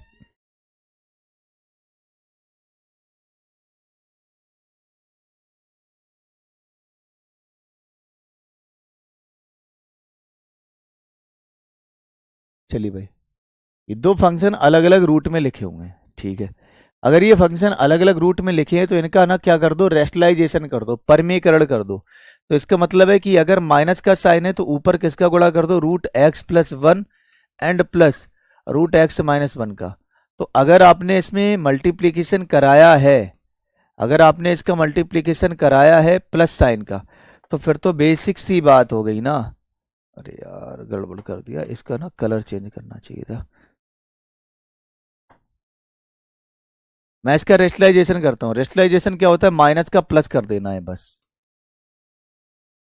रेशनलाइजेशन का मतलब है, परिमीकरण का मतलब है माइनस का प्लस कर देना। तो रूट एक्स प्लस का 1 और इधर हो जाएगा प्लस रूट एक्स माइनस का 1।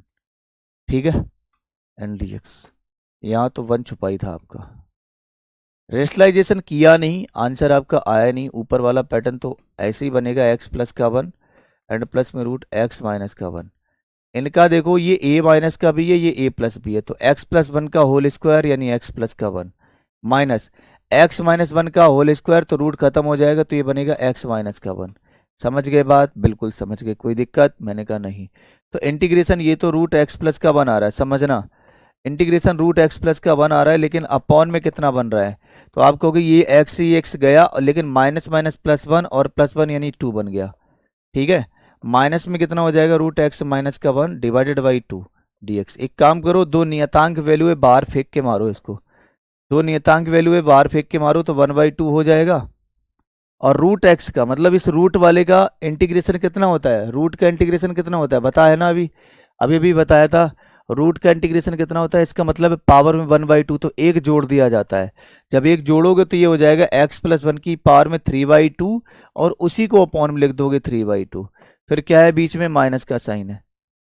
माइनस का साइन थोड़ी ना, प्लस का साइन है ना, ऊपर प्लस है, प्लस का साइन है। फिर ये 1/2 तो रहेगा ही रहेगा, जो ये कांस्टेंट वैल्यू ये भी आएगा। लेकिन आप इसका जब इंटीग्रेशन करोगे तो ये बनेगा x माइनस 1 की पावर में 3/2 एंड अपॉन में 3/2। समझ गए? तो देखो जी, देखो जी, देखो, ये 2 से ये 2 गया, ये 2 से ये 2 गया, तो मतलब अल्फा का मान भी 1/3 आ रहा है और बीटा का मान भी 1/3 आ रहा है। तो 1/3 अल्फा का मान भी है और 1/3 बीटा का मान भी है। नोट डाउन कर लो फटाफट, कंपैरिजन करा लो ना।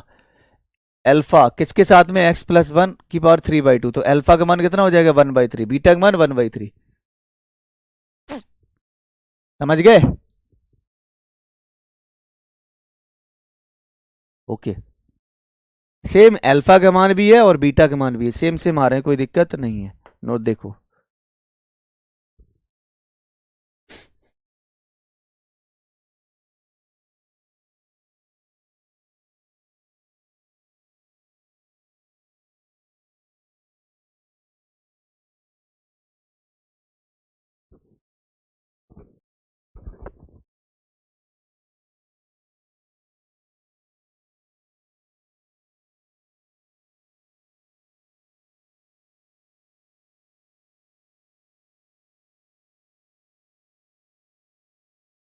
चलो एक और शानदार क्वेश्चन है, ये वाला। ये एनडी 2021 का है, ठीक है, एनडी 2021 का है ये, फर्स्ट इनटेक में आया था ये।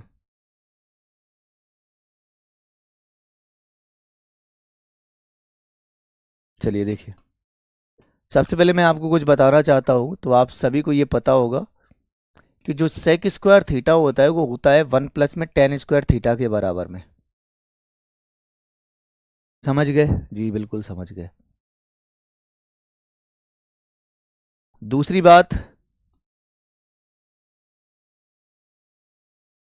दूसरी बात ये है कि अगर 1 में 1 प्लस में जो अगर एक्स स्क्वायर है, या आप ये कह सकते हो कि टेन इनवर्स एक्स का अवकलन क्या होता है। टेन इनवर्स एक्स का अवकलन क्या होता है, तो आपने कहा ये अवकलन होता है 1/1 प्लस में एक्स का स्क्वायर। सबको पता है? जी पता है, तो ये बस पता रखना, अभी हम बताने वाले हैं चीजें आगे। समझो जी, अगर ये सेक स्क्वायर है तो क्या अगर मैं इसको थीटा मानूं तो काम बनेगा? आपने कहा हाँ जी बिल्कुल काम बन जाएगा, तो सेक स्क्वायर थीटा हो गया, सेक स्क्वायर थीटा हो गया। सेक स्क्वायर थीटा को हम क्या लिख सकते हैं? आपने कहा इसको हम ऐसे लिख सकते हैं, ये बन गया dx एंड अपॉन में क्या हो जाएगा 1 प्लस में टेन स्क्वायर थीटा। तो टेन स्क्वायर, लेकिन थीटा की जगह पर कितना है? आपने कहा थीटा की जगह पर है मेरे पास में टेन इनवर्स में एक्स। लेकिन आप ठहरे होशियार आदमी, आपने तुरंत कहा कि भैया ये टेन इनवर्स और ये टेन जो है वो कैंसिल हो जाएगा। कैंसिल हो गया? हाँ जी भैया कैंसिल हो गया। अब कैंसिल हो गया तो आपको ये भी पता है कि dx अपॉन में ये तो 1 ठहरा, 1 प्लस, लेकिन बच्चा यहाँ पर स्क्वायर है, स्क्वायर है यहाँ पर x है, तो x का स्क्वायर हो जाएगा। स्क्वायर है और ये एक्स है तो यहाँ पर क्या हो जाएगा, स्क्वायर हो जाएगा। समझ गए बात को? आपने कहा बिल्कुल समझ गए। अब इसका ना तुम्हें इंटीग्रेशन करना है। अभी अभी आपको बताया था कि अगर टेन इनवर्स एक्स का अवकलन इतना होता है तो इसका समाकलन कितना हो जाएगा, टेन इनवर्स एक्स हो जाएगा। तो ये किसका फार्मूला है? अभी अभी फार्मूला भी पढ़ के आए हो। ये किसका फार्मूला है? तो आपने कहा टेन इनवर्स एक्स का प्लस में सी, बात खत्म। तो टेन इनवर्स एक्स प्लस सी, बोलो जी मजा आया कि नहीं आया?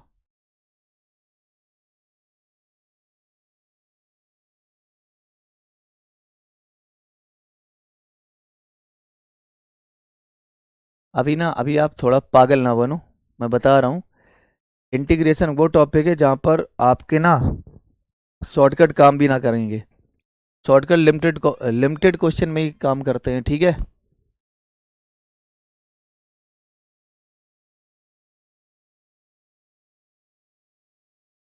और आइए आगे।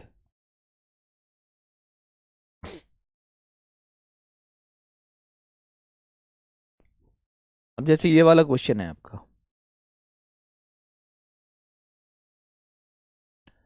जवाब क्या दोगे आप इसका, कैसे आंसर बताओगे?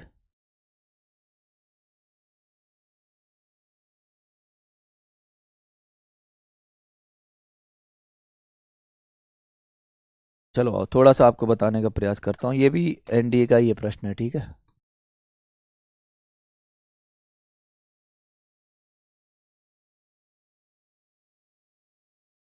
एनडीए 2021 इनटेक वन है। देखो, आपने ये, जो पुराने बच्चे हैं उनको ये पता होगा कि सेक थीटा माइनस का टेन थीटा जो होता है, सेक थीटा माइनस में टेन थीटा जो होता है वो क्या होता है, one upon sec theta plus में टेन थीटा। ट्रिग्नोमेट्रिक की आइडेंटिटी नंबर सेकेंड से। तो जिसने ट्रिग्नोमेट्रिक पढ़ी होगी उसको पता होगा। अभी जिसने नहीं पढ़ी तो कृपया इतना जोर ना डाले, बस लिखते जाना साथ में कि ऐसा होता है, ठीक है। क्यों होता है वो आपको ही पता है कि sec square theta minus tan square theta equals to one है। तो sec square theta minus tan square theta को हम तोड़ सकते हैं सेक थीटा माइनस में टेन थीटा इंटू में sec theta plus tan theta, मतलब a square minus b square के फार्मूले से, ठीक है। तो मतलब हम इसकी जगह पर क्या लिख सकते हैं, हम इसकी जगह पर लिख सकते हैं, आपको पता है ये वन अपॉन में है, यानी ये वन अपॉन में है तो इसकी जगह पर ये लिखा जा सकता है। यानी हम यूं कह सकते हैं कि इंटीग्रेशन सेक एक्स माइनस में टेन एक्स है। अब आप लोग ठहरे होशियार आदमी, बोलोगे कैसे, सेक एक्स का कितना होता है? तो आपने कहा सेक एक्स का जो इंटीग्रेशन होता है ना, सेक एक्स का जो इंटीग्रेशन होता है वो होता है लॉग ब्रैकेट में सेक एक्स प्लस में टेन एक्स, फार्मूला है ना अलग, ठीक है। फिर माइनस टेन एक्स का इंटीग्रेशन कितना होता है? आपने कहा टेन एक्स का इंटीग्रेशन होता है log sec x, log sec x. अब बताओ क्या सब कुछ ठीक ठाक है? तो आंसर क्या होगा, ऑप्शन नंबर डी राइट है। लॉग सेक एक्स प्लस में टेन एक्स माइनस में लॉग सेक एक्स प्लस में सी।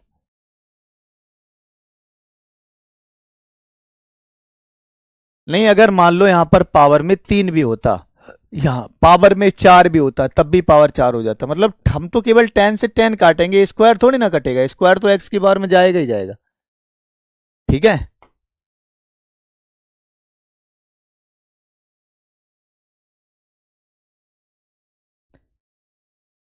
एक आपसे ना बहुत एक रिक्वेस्ट है, एक रिक्वेस्ट है, जब इस टॉपिक को, जब ये क्लास खत्म हो तो प्लीज रिक्वेस्ट ये है कि आप ना आज की क्लास को एक बार दोबारा वीडियो के माध्यम से एक बार दोबारा देख लेना, रिवाइज करके लेना, ठीक है। रिवाइज इसको करके और फिर आप नोट कर लेना, या आप साथ में नोट करना, अगर ना समझ में आए तो वहां पर रिवाइज कर लेना। लेकिन प्लीज रिक्वेस्ट यही कि आप इसको रिवाइज जरूर कर लेना, नहीं तो पता है अच्छा खासा टॉपिक चाहे बेहतरीन तरीके से पढ़ा दूंगा तब भी आपको दिमाग में नहीं आएगा, क्योंकि इसमें बहुत सारी उलझने हैं। एक फार्मूले का उलझन है, दूसरा फिर लॉजिकल के बहुत सारे लॉजिक के जो है ऐसे सेगमेंट हैं जहां पर आपका दिमाग का दही होगा। इसी वजह से मैं आपसे बोलना चाहता हूं कि जब ये सेशन खत्म हो जाए तो प्लीज इसको शाम को या किसी टाइम पर ना इसको रिवाइज जरूर कर लेना। रिवाइज करोगे कि नहीं करोगे, एक बार बताओ फटाफट से। रिवाइज कर लेना और अच्छी तरीके से टॉपिक आ जाएगा। और कल अभी और इसका केस और आगे बढ़ने वाला है, टिपिकल होगा, लगभग ये 3 से 4 लेक्चर में जाएगा, 3 लेक्चर तो मान ही लो, कल और परसों। ये क्वेश्चन आता है आपका,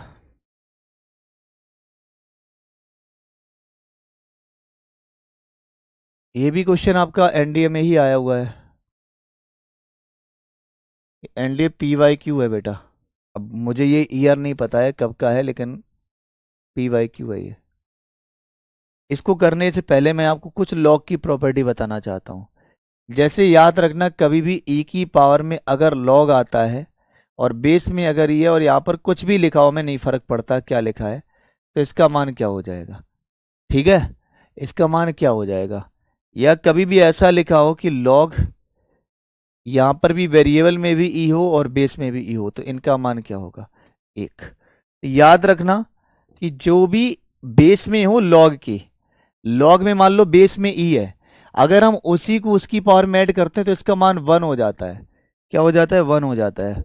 1 होता है तो यहाँ पर क्या बचेगा, एक्स की पावर में m बचेगा। बातें समझ पा रहे हो। तो बस हमें इसी का यूज करना है यहाँ पर, इसको याद रखना। बहुत ज़्यादा केसेस यूज होते हैं डिफरेंशिएशन और इंटीग्रेशन में इस कॉन्सेप्ट के। ठीक है, हाँ बिल्कुल। तो यार यहाँ से समझो आप, और फार्मूला लिखना चाहोगे नहीं। तो इंटीग्रेशन ई की पावर में, ये देखो एन है, ये एम है, तो एन लॉग एम की कॉन्सेप्ट से ये एन, ये जो 2 है वो एक्स स्क्वायर में पहुंच जाएगा। तो 2 लॉग एक्स स्क्वायर हो जाएगा, प्लस में यहाँ पर लॉग एक्स स्क्वायर तो लिखा हुआ ही है। तो आपको पता है कि लॉग एम प्लस में लॉग एन जो होता है वो आपस में गुणा कर लेता है, यानी कि एक्स स्क्वायर का गुणा और एक्स स्क्वायर के साथ में। तो ये तो वही केस बन गया ना। कैसे केस बन गया कि ये तो ई की बार में लॉग आ गया, ई की बार में लॉग आ गया तो खल्लास हो जाएगा। जब खल्लास हो जाएगा तो ये क्या बचेगा, एक्स की पावर में 4 dx। इसका आप इंटीग्रेशन कर सकते हो 5/5, क्योंकि एक पावर ऐड करी जाएगी, और प्लस में सी। तो एक्स बार 5/5 प्लस में सी, ऑप्शन नंबर डी आपका राइट आंसर है। चलो बहुत बढ़िया भाई, शाबाश।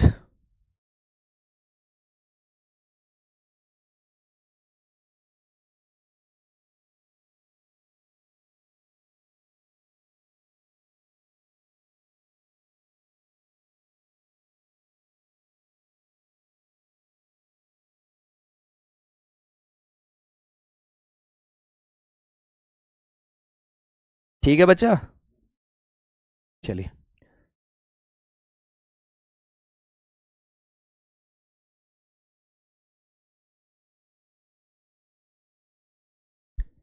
एक ये क्वेश्चन है आपका, हालांकि IIT 1986 में आया था इसका कोई मतलब नहीं बनता है फिलहाल। चलो कोई नहीं, लिख लिया तो लिख लिया, हो गया तो हो गया, है ना।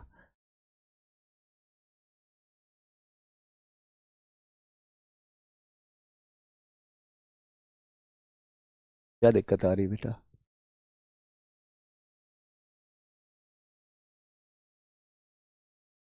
बेटा यहाँ पर जो एन लॉग एम कर लो, लॉजिक लिख लो प्रॉपर। एन लॉग एम का मतलब होता है लॉग एम की पावर में एन। यहाँ पर लिख दो लॉग एम प्लस में लॉग एन, इसका मतलब होता है लॉग एम इंटू एन। ये लिख दो लॉग एम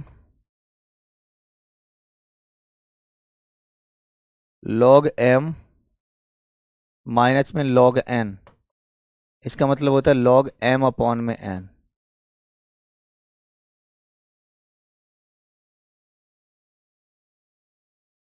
वही फॉर्मूला लगा है।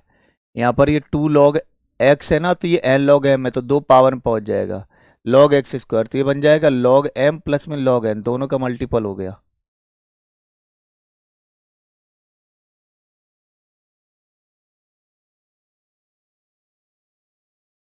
अब आओ इस पे।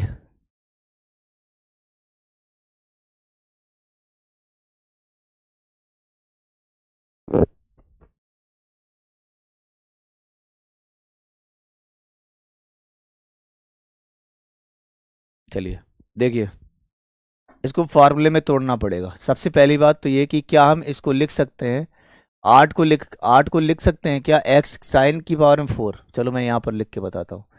इसको क्या ऐसे लिखा जा सकता है कि साइन की पावर में 4 ऑफ एक्स का होल स्क्वायर कर दिया जाए, एंड माइनस में कॉस की पावर में 4 ऑफ एक्स की होल स्क्वायर कर दिया जाए, एंड डिवाइडेड बाई, आप जो ये 1 लिखा है, 1 का मतलब क्या होता है, 1 का मतलब यही तो होता है ना कि साइन स्क्वायर, या आप ये भी कह सकते हो कि साइन स्क्वायर अगर हो गया ना तो इसको ऐसे भी लिख सकते हो, साइन की power 4 of x and plus में कॉस की पावर 4 ऑफ एक्स। क्या ऐसे लिख सकते हो? आपने कहा नहीं भैया हम ऐसे तो नहीं लिख सकते इसको। तो मैंने कहा ठीक है कोई बात नहीं, इसको ऐसे नहीं लिखा जा सकता है, तो इसको ऐसे तो लिखा जा सकता है, साइन स्क्वायर में एक्स प्लस में कॉज स्क्वायर में एक्स। ठीक है, फिर हमें ये वाला फार्मूला बनाना है का होल स्क्वायर, का होल स्क्वायर एंड माइनस में कितना है 2 sin square x, 2 sin square x.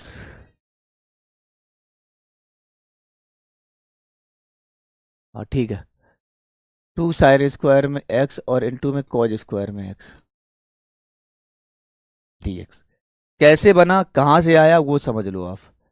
एक बात बताओगे कि आपने ये लॉजिक तो पढ़ा है ना, साइन स्क्वायर थीटा प्लस में cos square theta equals to 1 होता है। हाँ होता है।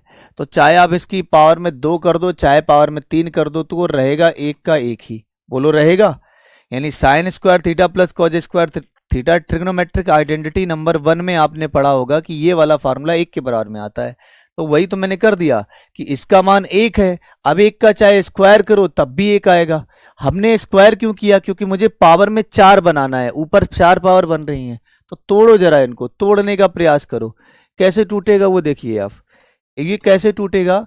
तो आप इसको लिख सकते हो ए का स्क्वायर माइनस बी का स्क्वायर, मतलब ए प्लस में बी, तो साइन की पावर 4 ऑफ एक्स प्लस में कॉस की पावर 4 ऑफ एक्स, ये फार्मूला।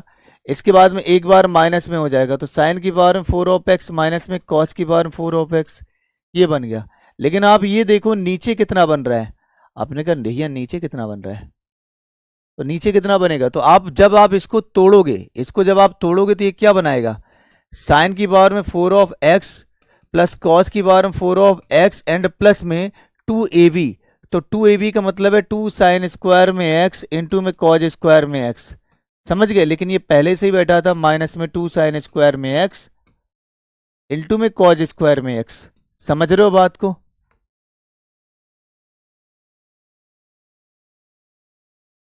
समझ गए बच्चा? तो इसका मतलब ये कि ये कैंसिल हो गया, ये दोनों कैंसिल हैं।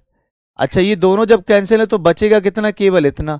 अगर इतना बचा तो ये भी कैंसिल हो गया।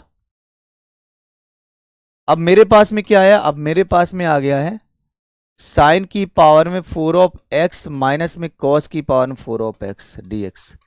लेकिन बच्चा ये फिर से कैंसिल, फिर से ना ये टूटेगा। कैसे टूटेगा समझो। क्या हम इसको लिख सकते हैं साइन स्क्वायर में एक्स प्लस में कॉज स्क्वायर में एक्स इंटू में साइन स्क्वायर एक्स माइनस में कॉज स्क्वायर एक्स? बोलो बच्चा क्या लिखा जा सकता है? ए प्लस बी, ए माइनस बी, मतलब ए स्क्वायर और बी स्क्वायर। ओके है।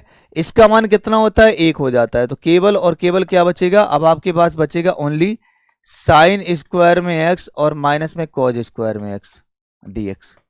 भाई साहब ये तो तगड़ा क्वेश्चन बन गया। बात तो सही है। लेकिन आपने एक फार्मूला पढ़ा है उसको भी देख लो। आपने एक फार्मूला ये पढ़ा है कि अगर कॉज स्क्वायर में एक्स माइनस का साइन स्क्वायर में एक्स अगर आता है तो ये फार्मूला हो जाता है कॉस 2x के बराबर में। इसके बराबर में ये फार्मूला हो जाता है cos 2x के बराबर में। ये नोट करते रहना, ये छोटी छोटी चीजें जरूर हैं लेकिन जब ये टॉपिक पढ़ोगे तो वहां पर और अच्छे से कवर हो जाएगा। तो ये फार्मूला cos 2x का होता है, लेकिन cos 2x के फार्मूले को बनाने के लिए ना मुझे माइनस कॉमन करना पड़ेगा। क्यों? क्योंकि cos स्क्वायर एक्स को शुरुआत में रखना है, साइन को नेगेटिव करना है। तो अगर मैं यहां से माइनस कॉमन कर लूं तो ये बन जाएगा cos स्क्वायर में एक्स माइनस का साइन स्क्वायर में एक्स। बोलो बच्चा सही है? हाँ। तो ये किसका फार्मूला बन गया? ये बन गया फार्मूला cos 2x का। अच्छा cos 2x का अगर हम मान लो समाकलन करते हैं तो cos का समाकलन कितना होता है? sin x। ये बन जाएगा sin 2x। लेकिन याद रखना अगर x के साथ में कोई मल्टीपल आता है उसको हमेशा डिवाइड में रखा जाता है। x के साथ में कोई भी मल्टीपल आता है उसको हमेशा डिवाइड में रखा जाएगा। उसको कहाँ रखा जाएगा? डिवाइड में रखा जाएगा। तो मतलब ये बन जाएगा माइनस साइन 2x, लेकिन x के साथ में 2 आया तो उसको अपॉन में रख देंगे प्लस में c। तो माइनस में sine 2x divided by 2 plus c, option number b right है।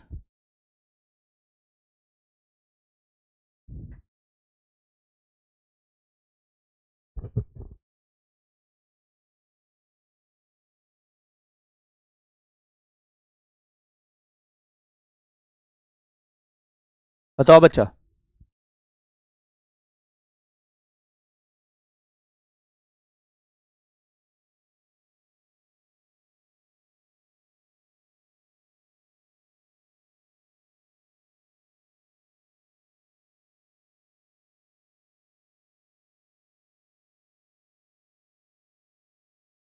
मैंने ना इसके फॉर्मूले को तोड़ा है, ए प्लस बी का होल स्क्वायर तोड़ दिया तो ए का स्क्वायर बी का स्क्वायर प्लस में 2ab, तो ये दोनों कट जाएंगे क्योंकि ये पहले से था तो ये दोनों कट गए तो बचा ये। अब जब ये बचा तो ये ऊपर वाले को खा जाएगा तो यही आ गया। फिर फार्मूले में तोड़ दो। पहली लाइन समझ में नहीं आई बेटा, देखो पहली लाइन समझ में आपको इस वजह से नहीं आई होगी क्योंकि ये जो वन नजर आ रहा है ना, ये जो वन है, दोबारा समझ लो, ये जो वन नजर आ रहा है इस वन को ही मैंने लिख दिया ये वाला पैटर्न, क्योंकि sign square theta plus cos square theta value one होती है। वन का स्क्वायर क्यों किया है वो भी समझ लो। इसका स्क्वायर इस वजह से किया क्योंकि ऊपर पावर में 4 है तो पावर 4 बनानी है। ठीक है बच्चा।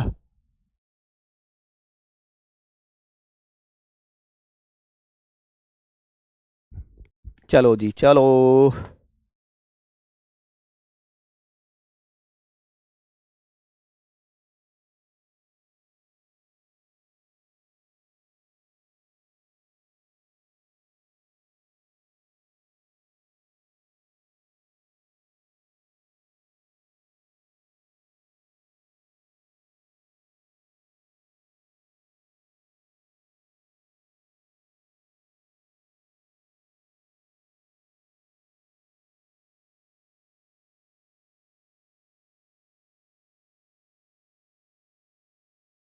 चलिए आइए क्वेश्चन लिखिए, और भी स्पेशल स्पेशल है।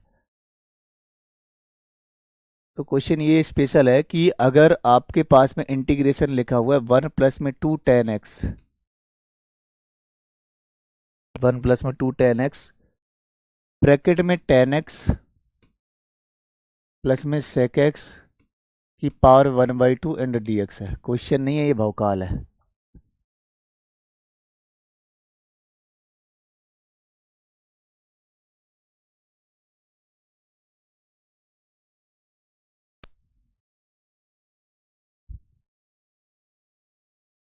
कहाँ माइनस कॉमन किया, यहाँ से ना। तो बेटा यहाँ से हमने जब माइनस कॉमन किया है तो ये पॉजिटिव हो जाएगा, निगेटिव हो जाएगा, बात खत्म है। ओके बाबू, थोड़ा शब्दों पे ध्यान दिया करो, बोल क्या रहा हूँ है ना, ऐसे गड़बड़ होता रहेगा। समझ रहे हो बात। चलो एक मिनट एक मिनट एक मिनट, यहाँ पर गड़बड़ हो गया थोड़ा सा। ये गड़बड़ इस वजह से हो गया क्योंकि ये ना होल पावर में है, इसका ना होल पावर में 1/2 है dx, ऐसे लिखो। समझ गए। ला ला ला ला ला ला, तो इंटीग्रेशन, अब इंटीग्रेशन करो। ये सब कुछ अंदर पैक है 1/2 के। अब इनको तुम्हें सॉल्व करना पड़ेगा। सॉल्व करने के लिए सबसे पहले आपको क्या कवर करना है कि इसका आपस गुणा, इसका अंदर गुणा कराओ तो ये हो जाएगा 1 + 2 tan² और 2 tan x का सेक के साथ में हो जाएगा तो ये बनेगा 2 tan x इंटू में sec x, 2 tan x into में सेक एक्स। पावर में कितना है तो आपने कहा पावर में 1/2 है, लेकिन समाकलन हमें कंप्लीट करना है dx। बातें समझ में आई। बात हो गई वैसे समझ में। अब मैं आपसे ये कहना चाहता हूं कि अगर हम इस tan को एक एक tan को इधर दे दूं, मतलब 1 के साथ में एक tan² को ऐसे पकड़ा दूं और एक tan² को खाली छोड़ दूं, ठीक है, और बाकी के जो 2 tan x sec x है इनको वैसे के वैसे ही लिख दूं, तो आपके दिमाग में एक चीज का जरूर जोर पड़ जाएगा कि भैया ना ये कुछ फार्मूला बना रहा है, आपने तभी अलग किया है जी, ये कुछ फार्मूला बना रहा है। तो ये क्या होता है 1 प्लस में tan² x किसके बराबर में होता है, आप कहोगे sec² x के बराबर में। ओ हो, तो ये तो फार्मूला बन गया ना यार, sec² x tan² x plus 2 tan x into sec x, मतलब a का स्क्वायर प्लस b का स्क्वायर प्लस 2ab, यानी ये फार्मूला आपका यू बनता है कि भाई ये बताओ sec x है प्लस में tan x है, इसका आपने क्या कर दिया स्क्वायर कर दिया, लेकिन आपने देखा बाहर क्या बैठा हुआ है, बाहर आपका बैठा हुआ है 1/2। इसका आपको क्या करना है, इंटीग्रेशन करना है। अब आप हमें ये बताओ कि ये जो 1/2 है और ये जो 2 है, ये दोनों कैंसिल कर देगा। हाँ जी, कैंसिल कर देगा। तो क्या बचेगा, केवल और केवल बचेगा sec x और प्लस में tan x। अब आप हमें ये बताइए कि sec x का क्या होता है समाकलन। sec x का समाकलन होता है log मॉड के अंदर sec x प्लस में tan x। अभी अभी बताया था, अभी अभी इसका एक क्वेश्चन भी करवाया है। प्लस tan x का कितना होता है, आप कहोगे tan x का होता है log मॉड sec x। होता है कि नहीं होता है। अब चाहो तो आप इसको और दूसरे तरीके से भी कवर कर सकते हो। बोलोगे कैसे, ये log m है, ये log n है, तो log m plus log n, यानी कि log m इंटू n, ऐसे भी किया जा सकता है, कोई दिक्कत वाली बात नहीं है। या तो आप इसका आंसर ऐसे ही फिक्स कर रख लो, यही हमारा आंसर हो गया। या आप अगर चाहो तो इसको दूसरे तरीके से भी लिख सकते हो, और में लिखा जा सकता है कि log m इंटू n मतलब sec x और ब्रैकेट में sec x प्लस में tan x, ऐसे भी लिखा जा सकता है। अरे वाह, क्या बात है।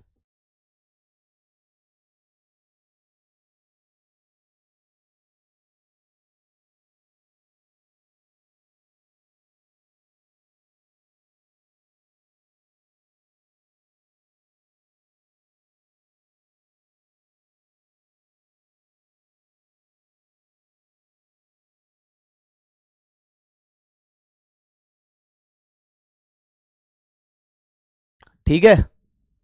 अरे अबे log c थोड़ी ना हो जाएगा, log c होगा log c तो हम डिफरेंशियल इक्वेशन में यूज करते हैं ना, जब कांस्टेंट वैल्यू आता है वो तो वही बिहेव करता है जो अदर फंक्शन में होता है।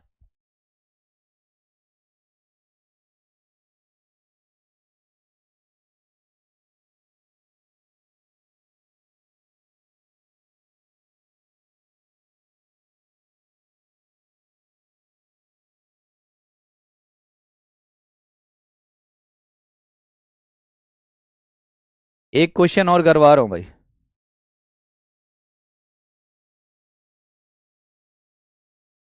एक क्वेश्चन और है इसी का, इंटीग्रेशन साइन एक्स, लेकिन अपॉन में है साइन एक्स माइनस में cos of x d x. ठीक है, साइन एक्स अपॉन में साइन एक्स माइनस में cos of x d x. इसका हमें क्या करना है, समाकलन करना है। करो भाई समाकलन इसका। सबसे पहला काम क्या है,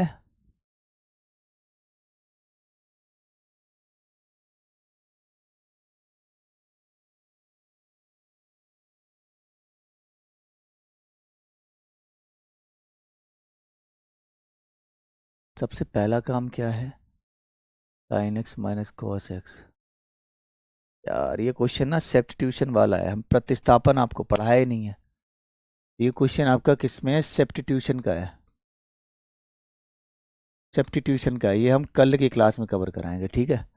प्रतिस्थापन वाला है, प्रतिस्थापन आपने अभी पढ़ा ही नहीं है, तो प्रतिस्थापन को हटा दो अलग।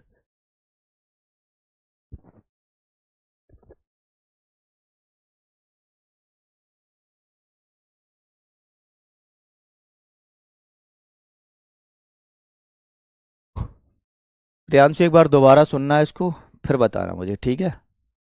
एक बार ना इसको दोबारा सुन के बताना कि मैंने बोला क्या है और क्या होना चाहिए, ठीक है मेरे भाई। चलो जी, तो आज का सेशन हम लोग यहीं पर ख़त्म करते हैं, और बाकी याद रखना कल आपका ना सब्स्टिट्यूशन पे हम लोग कवर करने वाले हैं। सब्स्टिट्यूशन हो जाएगा, कुछ आपके इंपॉर्टेंट रिजल्ट्स हो जाएंगे, पर धीरे धीरे सारे पी वाई क्यू मैं लेकर चलने वाला हूँ, ये तो आपको पता है। लेकिन एट द लास्ट मोमेंट पर जब आपको ऐसा लगता है कि नई चीज़ें कवर होने के बाद में भी मैं आपके प्रीवियस ईयर क्वेश्चन की एक अलग क्लास भी लगा दूंगा, ठीक है। ओके बच्चा, चलिए बढ़िया, भैया बहुत बढ़िया, ठीक है। चलो अच्छा, बाकी द पॉइंट और द स्ट्रेट लाइन जो है वो मैं आपके, द पॉइंट और जो स्ट्रेट लाइन है ना वो अभी हम आपकी क्या कर देंगे, कवर करा देंगे, ठीक है। अभी कवर कराने का मतलब ये कि उनको उठाकर हम आपकी बैच में क्या करा देंगे, उसको अपलोड करा देंगे। हालांकि पढ़ तो रखा ही है आपने, तो उनको भी देख लेना, ठीक है बच्चा। चलिए भाई, तो सभी को नमस्कार है, Jain, bye bye, thank you, bye bye, take care, love you to all, thank you.